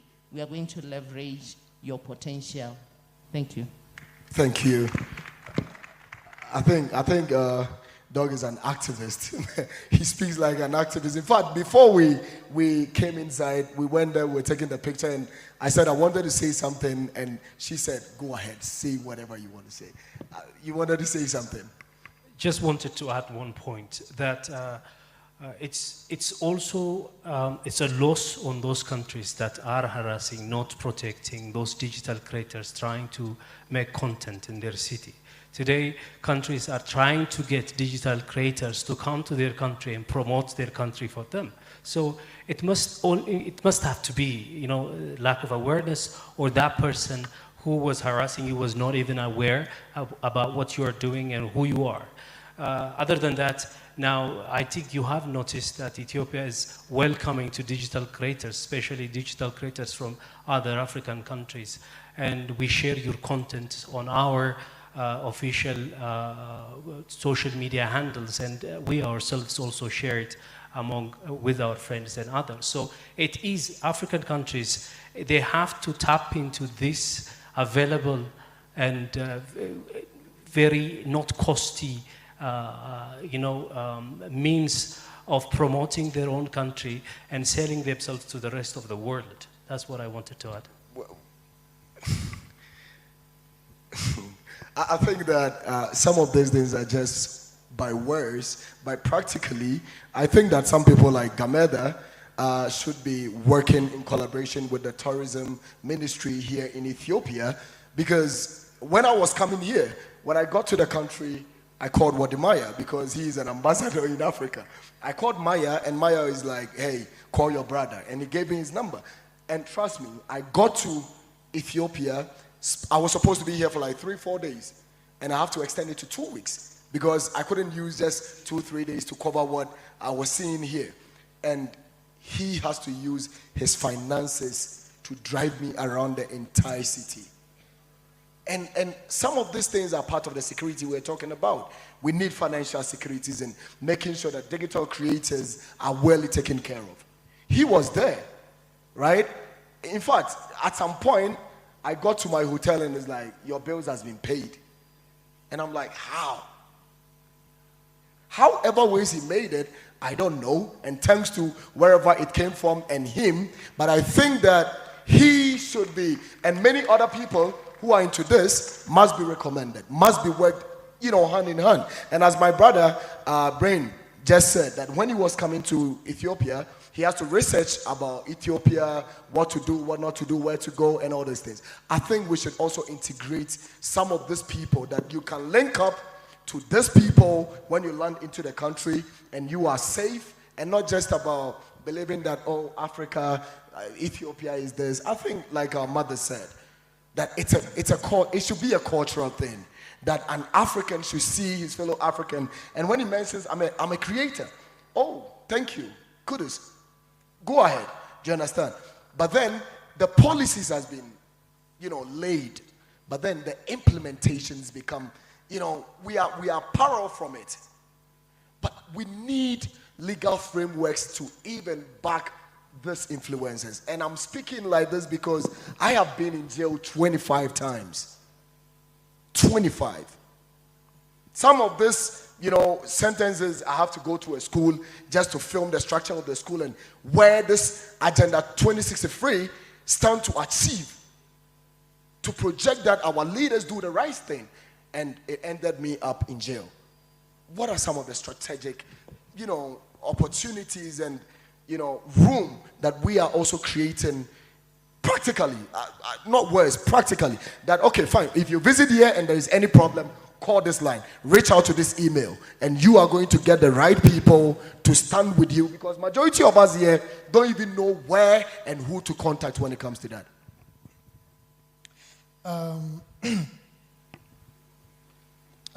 Let me say, the nature of your work assumes some level of risk. Just that's the nature of your work. I'm not saying that it should assume, but that is the there is a risk in there. The Because price to pay. as I said, you are speaking truth to power. And the power like child. So you might go back and again get arrested for 26, 27. That might happen. But as a framework, as African, our primary objective should be institutional capacity. The government can have a policy that says, okay, don't interfere, don't harass people, don't take their camera. But how much of it is institutionalized all the way down? Sometimes there is one police, he might say, hey, don't record. You might say, oh, the government of Ethiopia is saying don't record. No, that's not the government of the position. That is probably the individual. This could be the case in other countries as well. So that's one. For example, you say, oh, when I went to go to Ethiopia, I had to Google what to do. So Google gives you some narratives. Who really shaped those narratives? You know who shaped those narratives. They tell you, don't go outside this, don't do this, you're going to risk. Those narratives are shaped by others. So that is, they give you out what they took in. And what they took in is the narratives that is designed to make sure that you get scared to go to your African, another country. So what the mayor said, cancel to Dubai, cancel to Paris. But the Google is saying that, oh, you go to Paris, that is better. Because you still Google. So we have to make sure that we also know the information flow, who is shaping it. The other point is, you mentioned about financial security. Our governments must see our creators, our startups. They must support them. They must invest them. You are our information minister, you said, our communicators, our peers, our diplomats. So the payment that you might get from the content that you create might not be enough even for sustenance. So that's why we must have a mechanism whereby we support these critical institutions, startups, so that they can sustain. If not, you know what will happen? Okay, someone might say, okay, I'm going to pay you $2 million, you're going to do this content. Some people might have the character to say, no, I don't take your money, I'm going to work hard and struggle. Others, you know what, I'm going to take this $2 million and I'm going to make you control my content.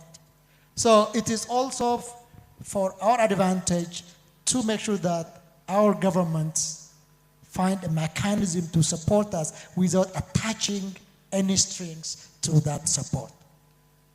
Again, I go back to about travelers and the security. Wherever you go, you have to know where you are going. You have to know the laws. This is very much, not only in Africa. Go anywhere. You have to know their laws. Countries have laws. So I don't advise you to say you don't have to know law. It is very important. I think you need to add something and we close because I've seen a lot of people getting exhausted. I don't know if there are any other questions or add up from the audience. We will take that as well. Just one from here and one from there. Or maybe one woman as well.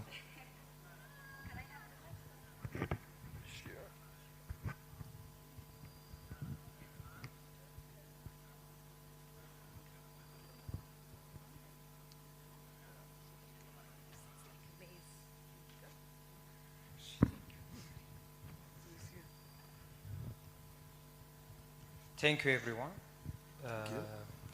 I'm glad to have you here, all African continent peoples from around Africa. We are so glad to see you here. I just have to say something for the representative of AU.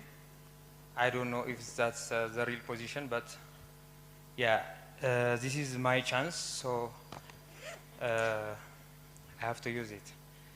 So when I was a kid growing up around African Union here in Addis Ababa, I used to watch leaders, diplomats, and important people walk through the halls.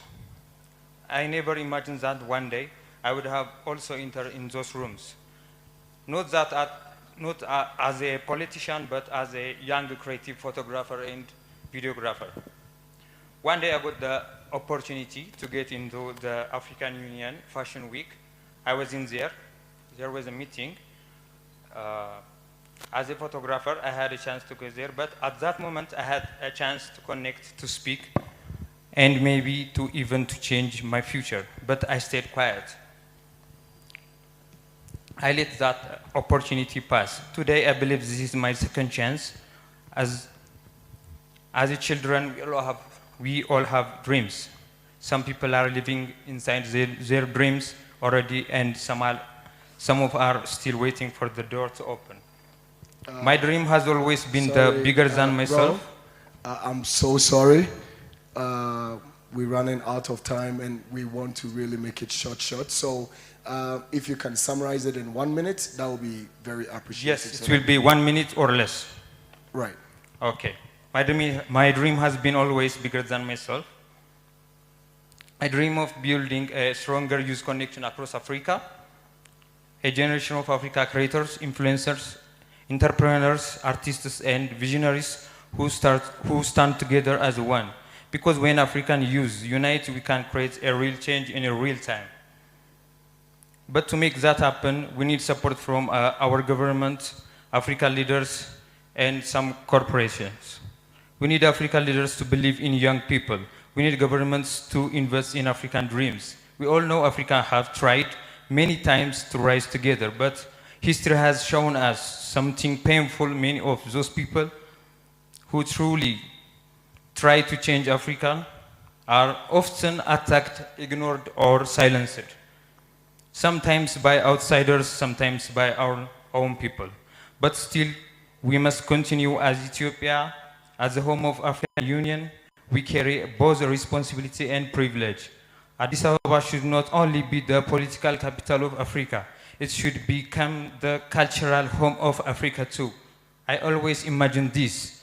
If someone visits Addis Ababa, they should feel the spirit of the entire continent in one city. Thank you, brother. This is very insightful, but we need to give opportunities for other creators to also. And I will use this opportunity to propose that I've been to a lot of summits, and when the summit is done, that's it. We need to create a platform where we all creators here are going to be on, so that conversations continue. So that you can put some of this script there, then we'll deliberate on it, ponder over it, and we, plan ahead of it as we move forward. Thank you. Yeah, almost free. No, that's, thank you, sorry. Sure. Sorry about that, my brother. Sorry.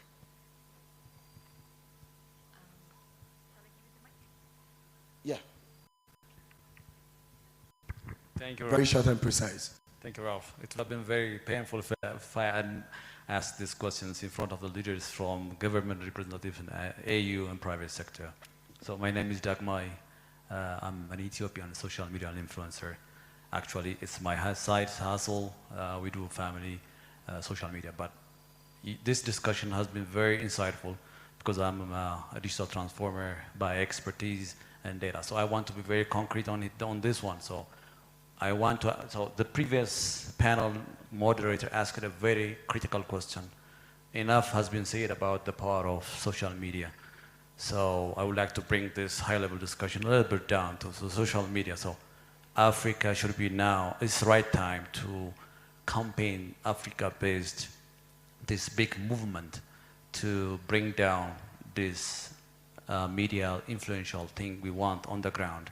So what's the government's strategy specifically, since I'm an Ethiopian influencer, what's the government strategy? Because it's very happy to hear one or two strategies that will help Ethiopian influencers to do more of innovation and good storytelling. What about the African Union? Are they strategizing to have this Africa-based big campaign to bring this event, not a discussion on the air, but a fruitful on the ground? Thank you.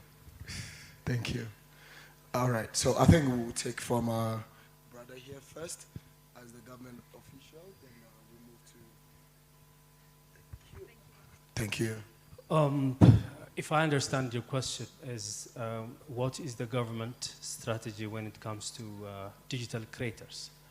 Well, digital creators are the government. What the government can do is, or what the government is doing now is laying the digital infrastructure, creating an enabling environment where the digital creators can work. At the same time, it will be up to the digital creators as to what they wanted to do. Otherwise, they would be employees of Ministry of Communication, you know. But the government is willing and interested to work with digital creators, and it is already working with digital creators on national issues of national concern, including what we are doing in promoting our tourism sector. We work with selected digital creators. We can work with anyone who is interested. We are inviting, even supporting events like this as well. I'm not sure if Gameda is not briefed you well, but there is always going to be, you know, a pitfalls, you know. We are not going to do it perfectly. This is just a start.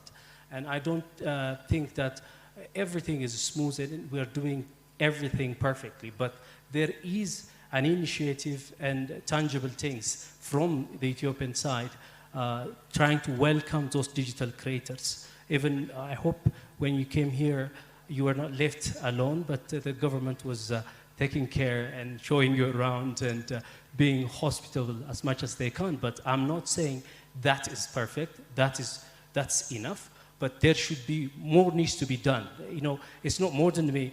You know, whenever you come to Ethiopia, the Ministry of Communication or Tourism should be one phone, you know, away for you. You know, you have to be able to access them. They have to be accessible. I accept that.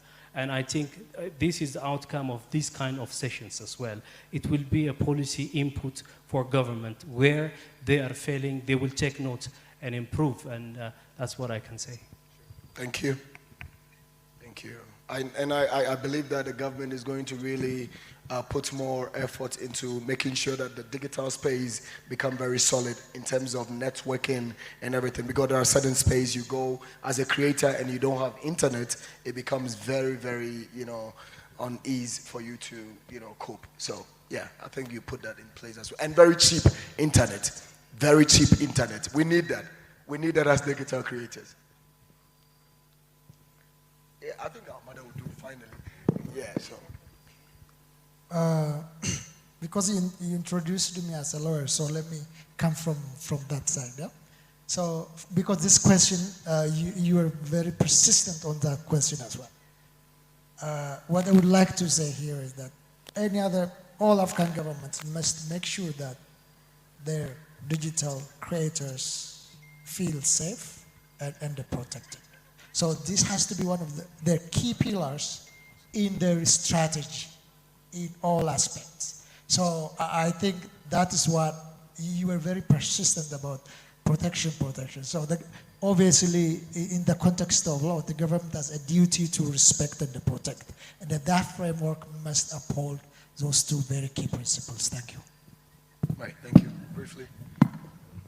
Let me depart from learnings from other engagements, especially with the youth. There was an engagement around the governance ecosystem where I was particularly asked the question that I'm still exploring how to position Agenda 2063 around it. The question was, to what extent are the adults, the minority of the African population open to the diversity, to the youth inclusion, and also to leading the world in terms of the demographic dividend. It is the first time that a continent is populated by the youth. I attempted to answer that, unless as Africa, we get to know that in some things, we don't have a benchmark. We have to lead and comfortably lead and fearlessly lead. There's no one in front of us to benchmark from. We are a benchmark as to How are we exploiting the youthful democratic dividend and reaching them where they are? They are not in the websites. They are not in the cultural Kutla meetings. They are not in our offices as they are unemployed. They are in social media. So my assignment is, how do you reach out to the youth in their comfortable space and make sure they contribute to prosperity, to integration, and to the peace of Africa? Everything that has been said over this day, the practical thing of it is that the second 10 year, we have what we call the domestication guidelines, where we say, member states of Africa, leaders of Africa, you have agreed the Agenda 2063, you have agreed the policies. One example, you agreed Africa Continental Free Trade Area. It has over 50 ratifications. African people travel with their goods, but the free movement of people, we have only 5 ratifications. Domestication means that we are bringing the right consciousness that we cannot close the borders anymore.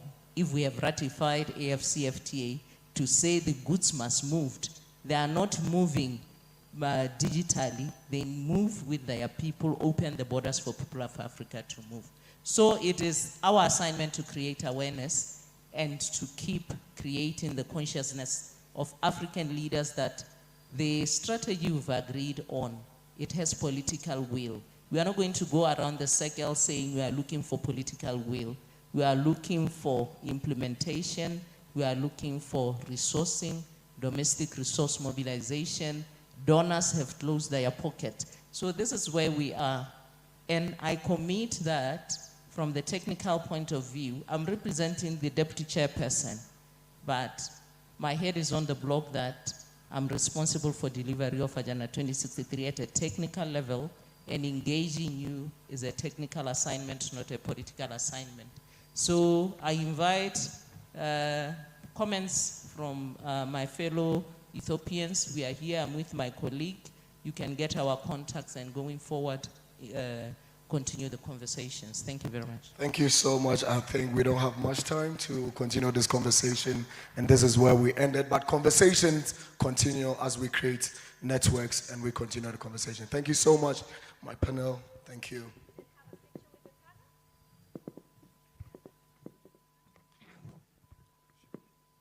All right, with that, we bring the official part of our program to a close. Let's give a warm round of applause to Ralph and our wonderful panelists. As we close, we're going to invite you to have a tour of the Adwa Victory Memorial, and then after the tour, we're going to have dinner together at Gion by the fountain to enjoy the evening breeze of Addis Ababa.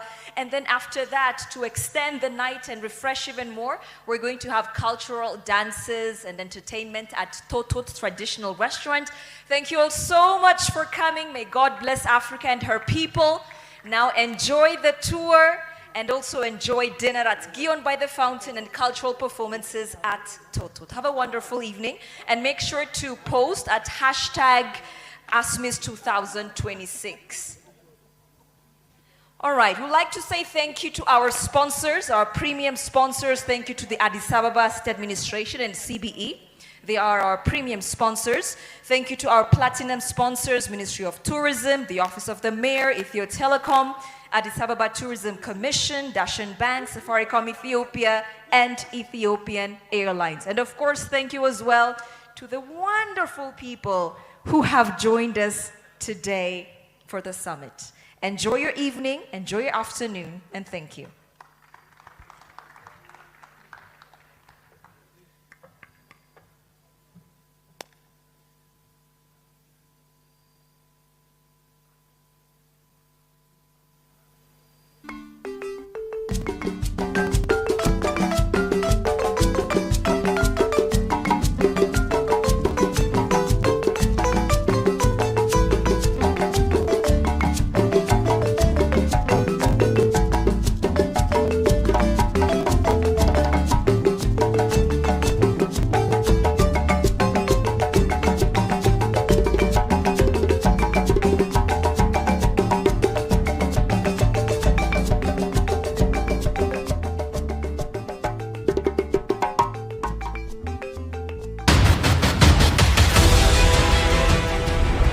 Something powerful is already happening. Over 200 content creators sitting together, aligning, questioning, deciding what Africa's digital future should actually look like. Because this isn't just about content anymore. It's about direction.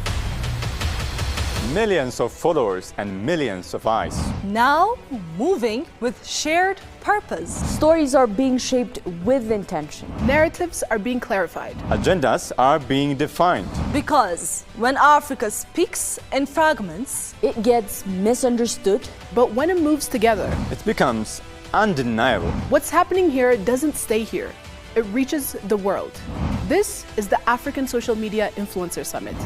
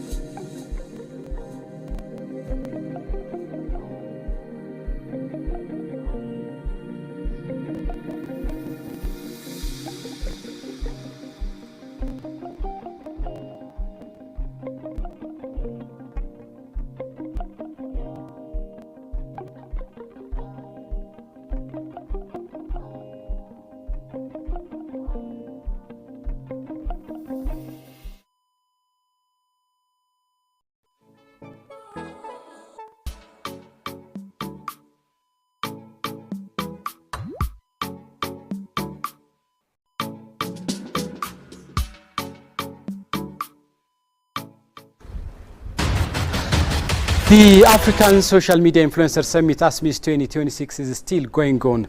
This important summit has been organized by Pulse of Africa and AGA Tech Enterprise.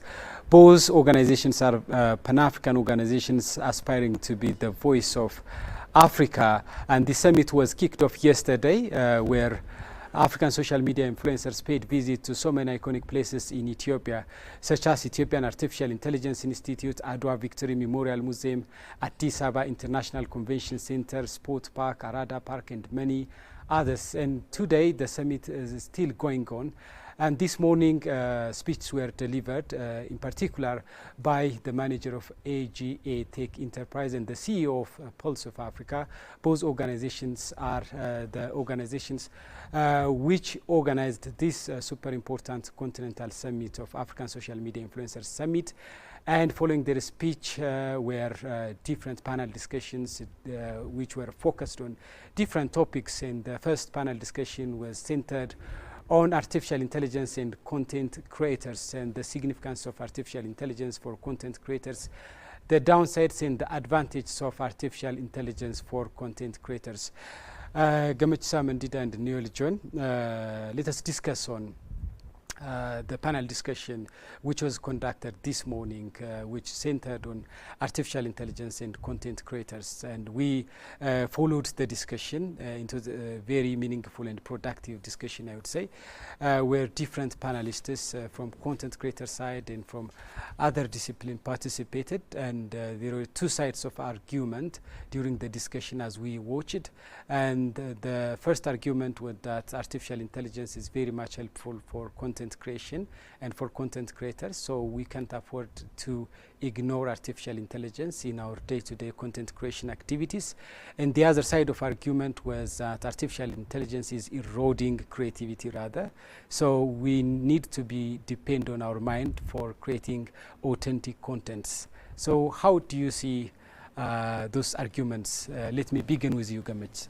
Yeah, thank you, Zalalu. They really matter a lot. In both directions, if you go, there is of course a convincing reason to accept each of the arguments. It is true that artificial intelligence supports or boosts the creativity of your production, or your creativity to produce a very good content. That is obvious. We have seen content creators supported by AI have managed to produce materials, contents that really inspire people in a way that is intended by the creators. We have seen that for quite too long. But at the same time, as we know, for instance, if we really rely on AI entirely, then there is danger, there is risk, because by the very nature of artificial intelligence, the data, of course, is taken from what is in the store, okay, in the internet store. And sometimes, of course, people, for some reason, could keep, wrong information, or outdated information could be used by artificial intelligence, and that is very much misleading. And as an individual, as a person, content creators need to be careful. They need to go and then do some research, especially they need to trace, back to data and ensure they are valid. So both directions can work, and the intervention of the creator is very much crucial here. The intervention of the creator ensures that what has been analyzed by artificial intelligence, what has been created by artificial intelligence, is determined, whether to be right or wrong. And I think we need to read, the context in which the AI analysis, the AI creation is checked again, excuse me, against reality. So that's why content creators need to be knowledgeable. Content creators need to update themselves. They cannot rely on what the internet gives them. Well, AI is the other side of the internet. I mean, we find it AI takes data from the internet, from the store, and that is communicated to the system, okay, across the globe instantly. One very good thing about artificial intelligence is that the analytics, allows you to access information quite from the past, or it tells you whether a certain data is, right or wrong, valid or invalid. So it gives you directions as to how you need to do your content creation process. You need to deal with your content creation process. That's important. But as a person, as an expert, as a knowledgeable person, you need to verify that what AI offers is really valid. Yes, as you said, Gamit, we need to develop our critical thinking analysis skill, and we shouldn't take the information that we get from internet and artificial intelligence for granted. I mean, we need to analyze, and we need to verify the factuality of those informations. Noel, artificial intelligence these days has become part and parcel of our life, and it has been, used by content creators. And as we watched it this morning, one of the panelists was saying, like, even to use artificial intelligence, we need to have knowledge. Those people who do not have knowledge about utilizing and harnessing artificial intelligence can never go into artificial intelligence. I mean, even to use artificial intelligence, we need to have knowledge. How do you see such solid arguments by panelists? Today has been a very, very great day. It was an interesting, panel discussion on the artificial intelligence and content creation. You know, if I can recall back, one of the panelists agreed that he uses artificial intelligence to generate his content, and he's really happy of it. And then the other panel disagree that he is not using artificial intelligence. He used his brain to create his content, to draft his script and all this. But then artificial intelligence helps, you know, in generating, you know, a script, video scripting, and then even identifying, you know, topic of focus, you know, area of focus. And then looking at the other thing they acknowledged was as well the good and the bad side of artificial intelligence. It can be useful and it can be harmful at the same time. You know, it both ways depending on how you use it. You know, you can use it to generate maybe misinformation, false information, misleading information, and you can as well use it for the benefit, you know, of yourself and the community. You know, you can as well like search for, you know, for health information. You can as well check, you know, educational information from AI. And as well, you know, today during the session, they also emphasize on monetization, you know, using AI tools in order to monetize their platforms, which is really indeed great, my brother. Yes. You know, I had the opportunity to go through the contents created by these African social media influencers. For example, I watched the contents created by Tenge Tenge of Uganda. I watched, for example, contents created by William Last and other content creators. And I found them absolutely entertaining. And we cannot deny the fact that content creation in Africa, creative industry in Africa is really booming. For example, if you see William Last, one of the panelists who was, you know, discussing this morning, you know, he was actually against using artificial intelligence in content creation. You know, William Last is from Botswana, from Southern Africa. And the population of Botswana is like 2.6 million or so. But he has close to 54 million followers. You know, how his activity, I mean, how his content creation is getting a great deal of success. We can also mention other successful content creators, and we can see that content creation in Africa is booming. But those content creators, those African social media influencers are also hosting enormous challenges. Can we enumerate and can we list and can we explain the challenge raised by those content creators? Yes, William, of course, mentioned very interesting things. He has, you know, followers as many as 20 million, 30 million? 54 million. 54 million. Yeah. And he said in most cases, you know, he doesn't get paid for that. I mean, he said, you know, if it was not for other means of livelihood, he wouldn't be able to survive. He wouldn't have survived it at all. Now, there are many other content creators with followers in millions, and still their content are not monetized, and they don't benefit as much as they should, or as much as they deserve, we can say. Now, this is, you know, one big challenge. And earlier, one of the panelists, you know, asked a question about, you know, policy of the outside of Africa. The policy they have, you know, towards Africa. They have, of course, you know, strategies as to how to deal with the discourse of Africa in general. They are, you know, demeaning, yeah? And how about, you know, Africa on the other side?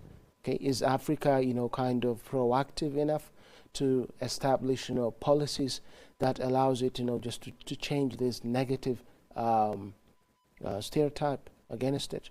Now, when she asked that, of course, the response was that there is not as clearly mentioned policy to resist, to withstand, you know, the negative narrative, of course, perpetuated by those, say, forces outside of Africa. So this is, you know, one big challenge, and as a result, influencers in Africa, for example, in terms of their mobility, do they have every right to move from one African country to another to create, content?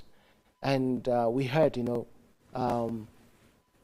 influencers, saying that they were kind of imprisoned, for actually, some such time. kind of problems and constraints to Yeah, digital constraints. content creators were raised even during the regulation and frameworks, and we can discuss on this topic later in our discussion. Okay, yeah, so... But if we engage Noel Yeah. John, to our conversation, Yes, even, yes. yes, there were other challenges apart from monetization. Yeah, for sure, they really iron out some challenges that they face, mostly in, collaboration with the government. They really ask the governments of African states to really collaborate with the creators to help them, more especially ministries of tourism, to really help them, to look at them as, as ambassadors, not only content creators, because they are the faces of their country. They are the ones showing their country out.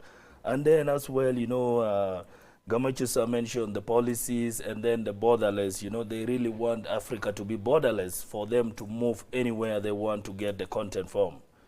I think this is the few points I can recall from the panel. Yes, not only challenges, these African social media influencers have also opportunities. I mean, it's going to be up to them to look into the opportunities and to harness those opportunities. For example, Africa is the youngest continent, and they can harness these demographic dividends as well. I mean, by 2050, for example, 1 among 4 people in our planet is going to be African. So Africa is the continent of youth, so they need to use these demographic dividends as well, because the youth population, the youth segment of the society are very much inclined to digital technology, and they are the first consumer of those digital contents. So they can use this demographic advantage as well. And Africa is also a diverse continent, isn't it? For example, if you see Nigeria, the most populous country in the continent, there are more than 500 languages spoken, indigenous languages spoken in Nigeria. If you see the second most populous country, Ethiopia, with a population of more than 120 million, we see that more than 80 indigenous languages are spoken in Ethiopia. And in many African countries, we see diversity. Diversity, for example, in terms of culture, diversity in terms of music, diversity in terms of language, diversity in terms of dancing, diversity in terms of many diversities. So if those digital content creators can harness this diversity, they can get ideas, they can get contents from such diversities. And Africa's growth, Africa's economic growth can also be mentioned as one opportunity for digital content creators. If, for example, countries of Africa are growing, that means they can invest, they can put lots of money on digital infrastructures, digital technologies, and so on. And if the people of Africa are getting prosperous, I mean, they can buy gadgets, they can buy laptops and smartphones and so on, and that will help them to get access to digital contents created by digital content creators. So there are also enormous opportunities for African social media influencers. We will continue our discussion later, and now let us have a transition, and when we get back, we're gonna discuss on other panel discussions. There were 2 other panel discussions conducted this afternoon, and the one focused on branding Africa, and the other digital infrastructure and digital governance. We're gonna treat those points, those ideas, but now we are approaching to the news hour, and we have to hand over our studio for the news presenter. And after some transition, the news will be up, and for us, we will return back for other information and other analysis on the panel discussions held this afternoon.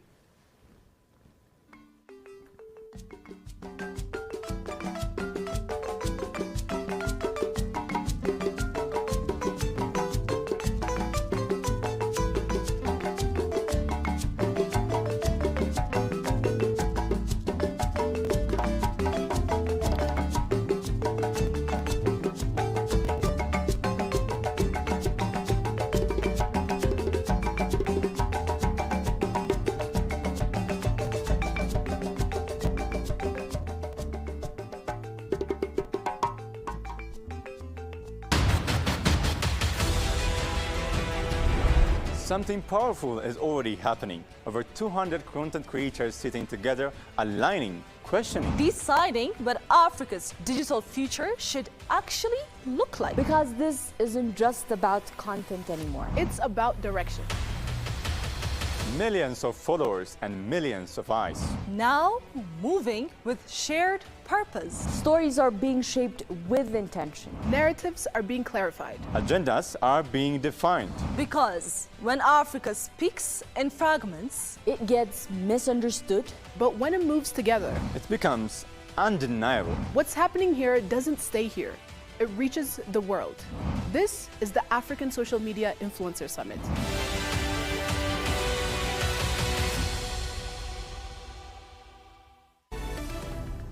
Next to a growing famine unfolding in West Africa. Millions of lives are in danger. According to the United Nations, many of those threatened with starvation. 100 million people by the end of this decade. This is no more acutely being felt than in southern Madagascar. Somalia could suffer rates of infant death unseen for half a century as warnings of a looming famine intensify.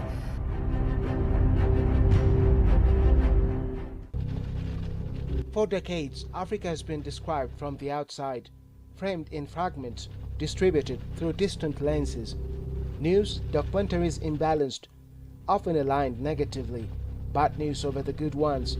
What was seen was often partial, filtered through perception, at times reduced, at times misread, rarely complete. African Union and Intergovernmental Authority on Development election observation missions have praised Djibouti's presidential election. Libya's National Oil Corporation has announced that total oil revenue collected and transferred to the sovereign account at the Libyan Food Bank reached. The Africa-Europe Museum Partnership Initiative has been officially launched in Addis Ababa, placing the Great African Museum at the center of efforts to present Africa's rich cultural heritage and history to the world. Further strengthening security and governance collaboration, the countries concluded MOUs on immigration cooperation. Algeria and Burkina Faso are strengthening economic cooperation. Morocco was stepping up efforts to expand internet access. What once circulated globally did not fully reflect internal realities. What Africa currently is doing is not altering narrative, but starting to voice those same challenges along with own perspective. It's about answering own question with own mic. What was there is in fact there is more to Africa, beside rhetoric of wars, of poverty, of Africa not being digitalized. Research published in 2024 by Africa No Filter and Consultants Africa Practice, analysis in economic measurable terms that Africa could be losing up to $4.2 billion annually in interest payments on its loans, primarily due to stereotypical narratives that dominate global media coverage of the continent. The actual cost of media stereotypes on the agenda, once you put numbers to it, I mean, $4.2 billion can educate 12 million children on the continent every single year. So there's a substantial cost to it. Adding to this, on October 18, 2024, a new report program from India, The Vantage, hosted by Palki Sharma, has found that stereotypes created by negative media coverage are costing Africa billions in the form of additional interest payments. The findings put the focus on the strategic importance of narrative building and how it can make or break economies. Just like anywhere in the world, Africa has good and bad news, but global media tends to focus on the bad. It's always poverty or security crises.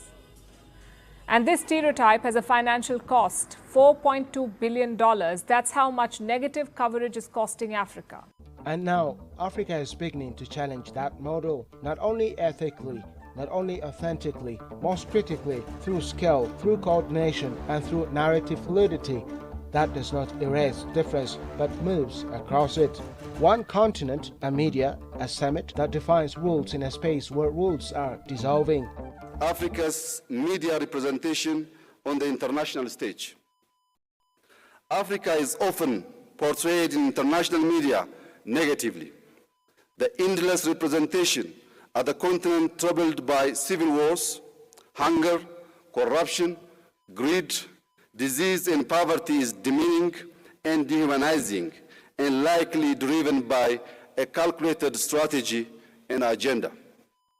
This stereotypical and negative media representation of Africa not only disinforms the rest of the world about our continent, but also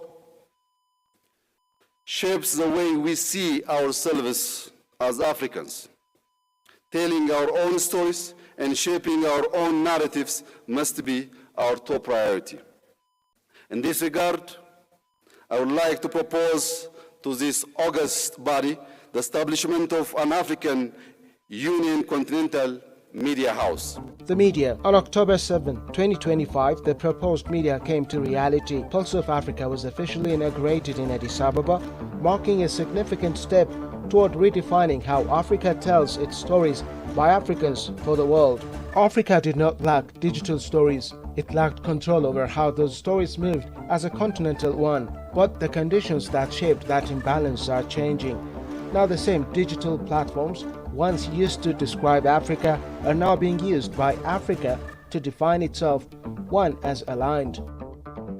We meet at a moment of profound global transition. In this era of uncertainty, Africa's strengths will lie in a union that is confident and united.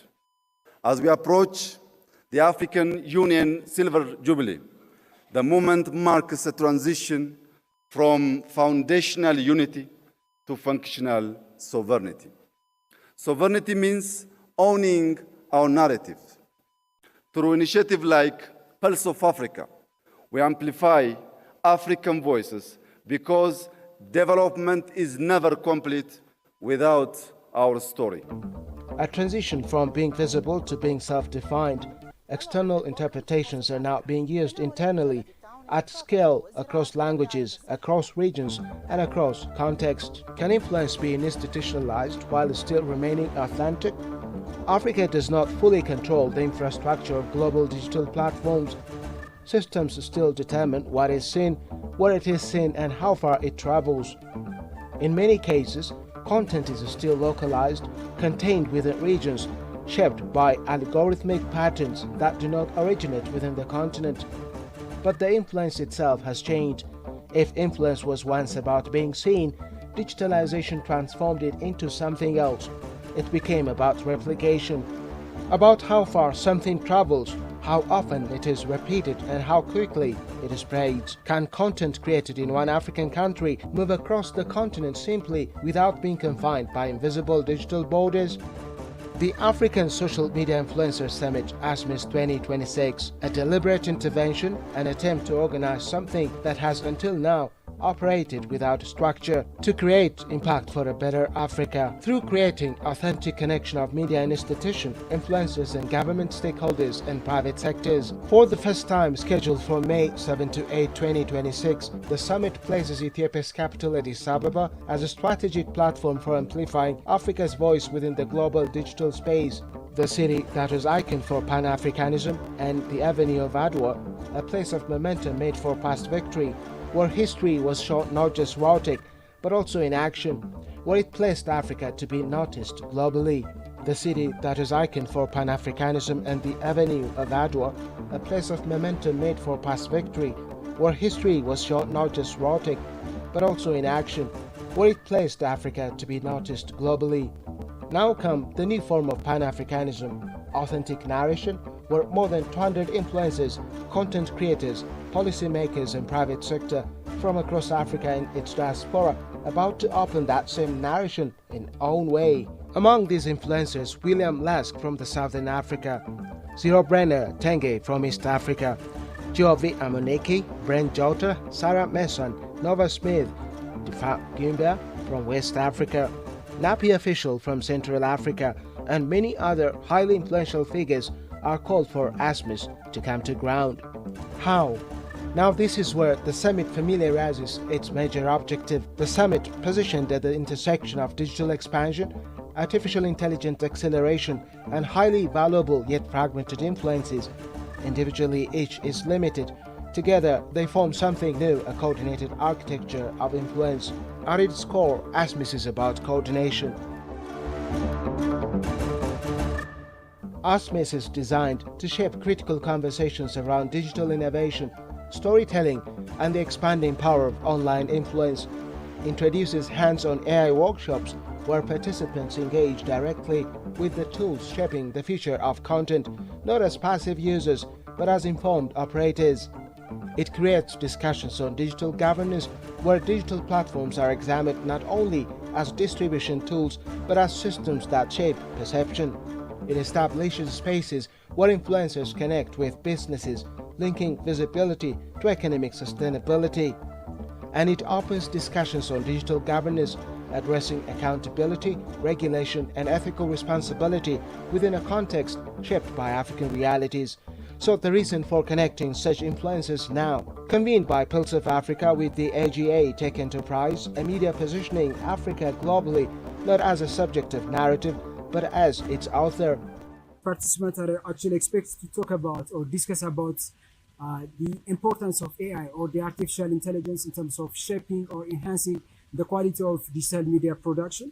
And apart from that, this participants also expected to create a kind of linkage, a kind of collaboration among each other, because one of our objectives is to create a kind of platforms whereby Africans can link and collaborate each other and then create a kind of partnerships. When you look at the workshops, the first workshop is going to be the AI and innovation. Of course, by now, we can't differentiate AI and at the same time the digital media activity, because AI it's become one of the most important tools in terms of shaping the content creation of this digital personality. So participants will discuss about some of the most important things related to the use of AI and digital influence, and the second one is Pan-African storytelling.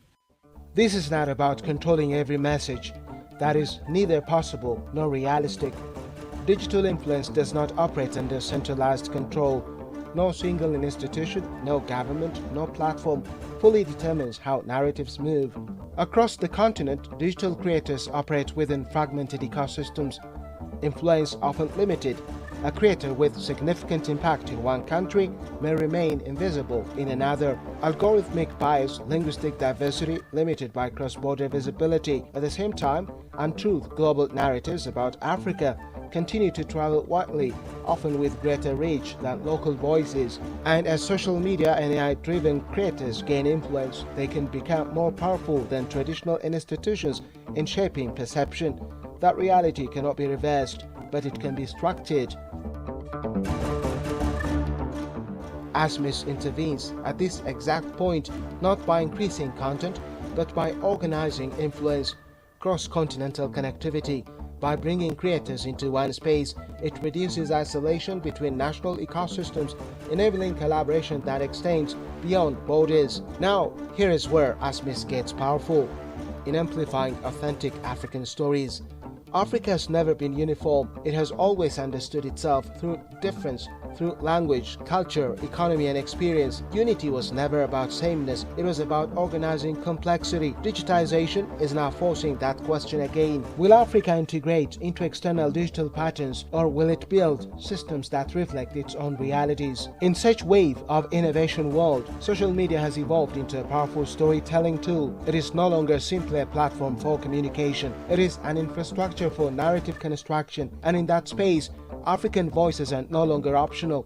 They are necessary, because global perception is no longer shaped only by institutions. It is shaped by individuals, by creators, by networks that move faster than traditional systems. But what has to be realized is speed introduces risk. A single video can reach millions. A single message can reshape perception, and reach in itself is neutral. It amplifies accuracy and distortion altogether. And where attention becomes currency, precision is not always the priority. Engagement rewards speed. Algorithms reward reaction. And in that environment, influence can expand faster than responsibility, which introduces a risk influence that is powerful but not accountable. To be seen is no longer rare. To be heard is no longer enough. But beyond the statement lies a structural ambition to connect influence with intention. ASMIS provides a forum to discuss ethical innovation and technology's potential to amplify Africa's narrative, to ensure that reach is not detached from responsibility, and to build a creator ecosystem that is not only visible but sustainable and competitive. And now, with artificial intelligence accelerating content production, altering authorship itself, content no longer requires direct experience. It can be constructed, replicated and scaled without friction. Images that never occurred can circulate as evidence. Voices that never spoke can be heard as authority, which raises a different question. Not who speaks or have access. The question is who defines reality. And in such an environment, authenticity is no longer assumed. It must be established.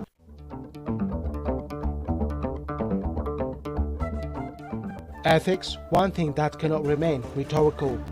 It must function within how content is created, distributed and interpreted, because when distortion scales, it does not remain isolated. It reshapes perception systematically. ASMIS here again redefine it. Now, with attempt to control influence, it attempts to align it. Through shared ethical frameworks, through responsibility distribution, through recognition that influence carries consequence. Because if influence continues to expand without accountability, the same tools that enable representation can produce systematic misrepresentation.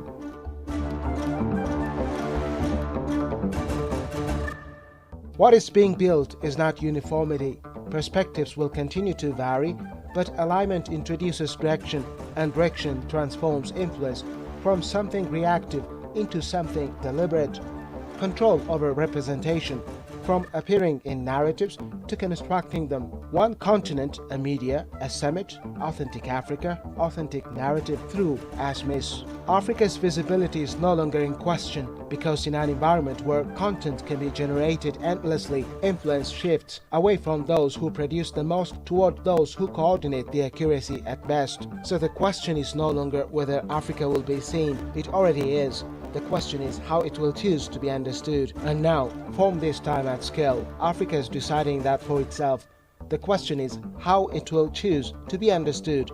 If Africa's digital voice is finally being organized, will it remain authentic as it scales? Will coordination preserve diversity or compress it? Will influence remain grounded in lived reality or drift toward constructed narratives shaped by systems that no one fully controls? The answer is not immediate because this is not an outcome. It is a process shaped by trial, by adjustment, and by negotiation between power and responsibility. But one thing is clear, this is an attempt to organize a force that was never designed to be organized, and that changes the trajectory. The story has just begun. Africa, Pulse of Africa, and ASMIS.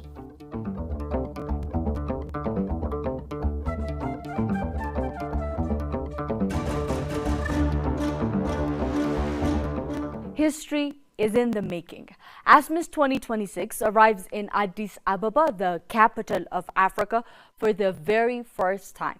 Africa's largest gathering of social media influencers and digital creators lands in Ethiopia's vibrant capital on May the 7th and 8th, 2026. And now we are calling you to experience 2 days of powerful inspiration, bold ideas, and meaningful connections at the iconic Adwa Victory Memorial Museum, which will also be followed by an unforgettable tour of a city like these, rising through a bold transformation. Africa's digital future starts right here.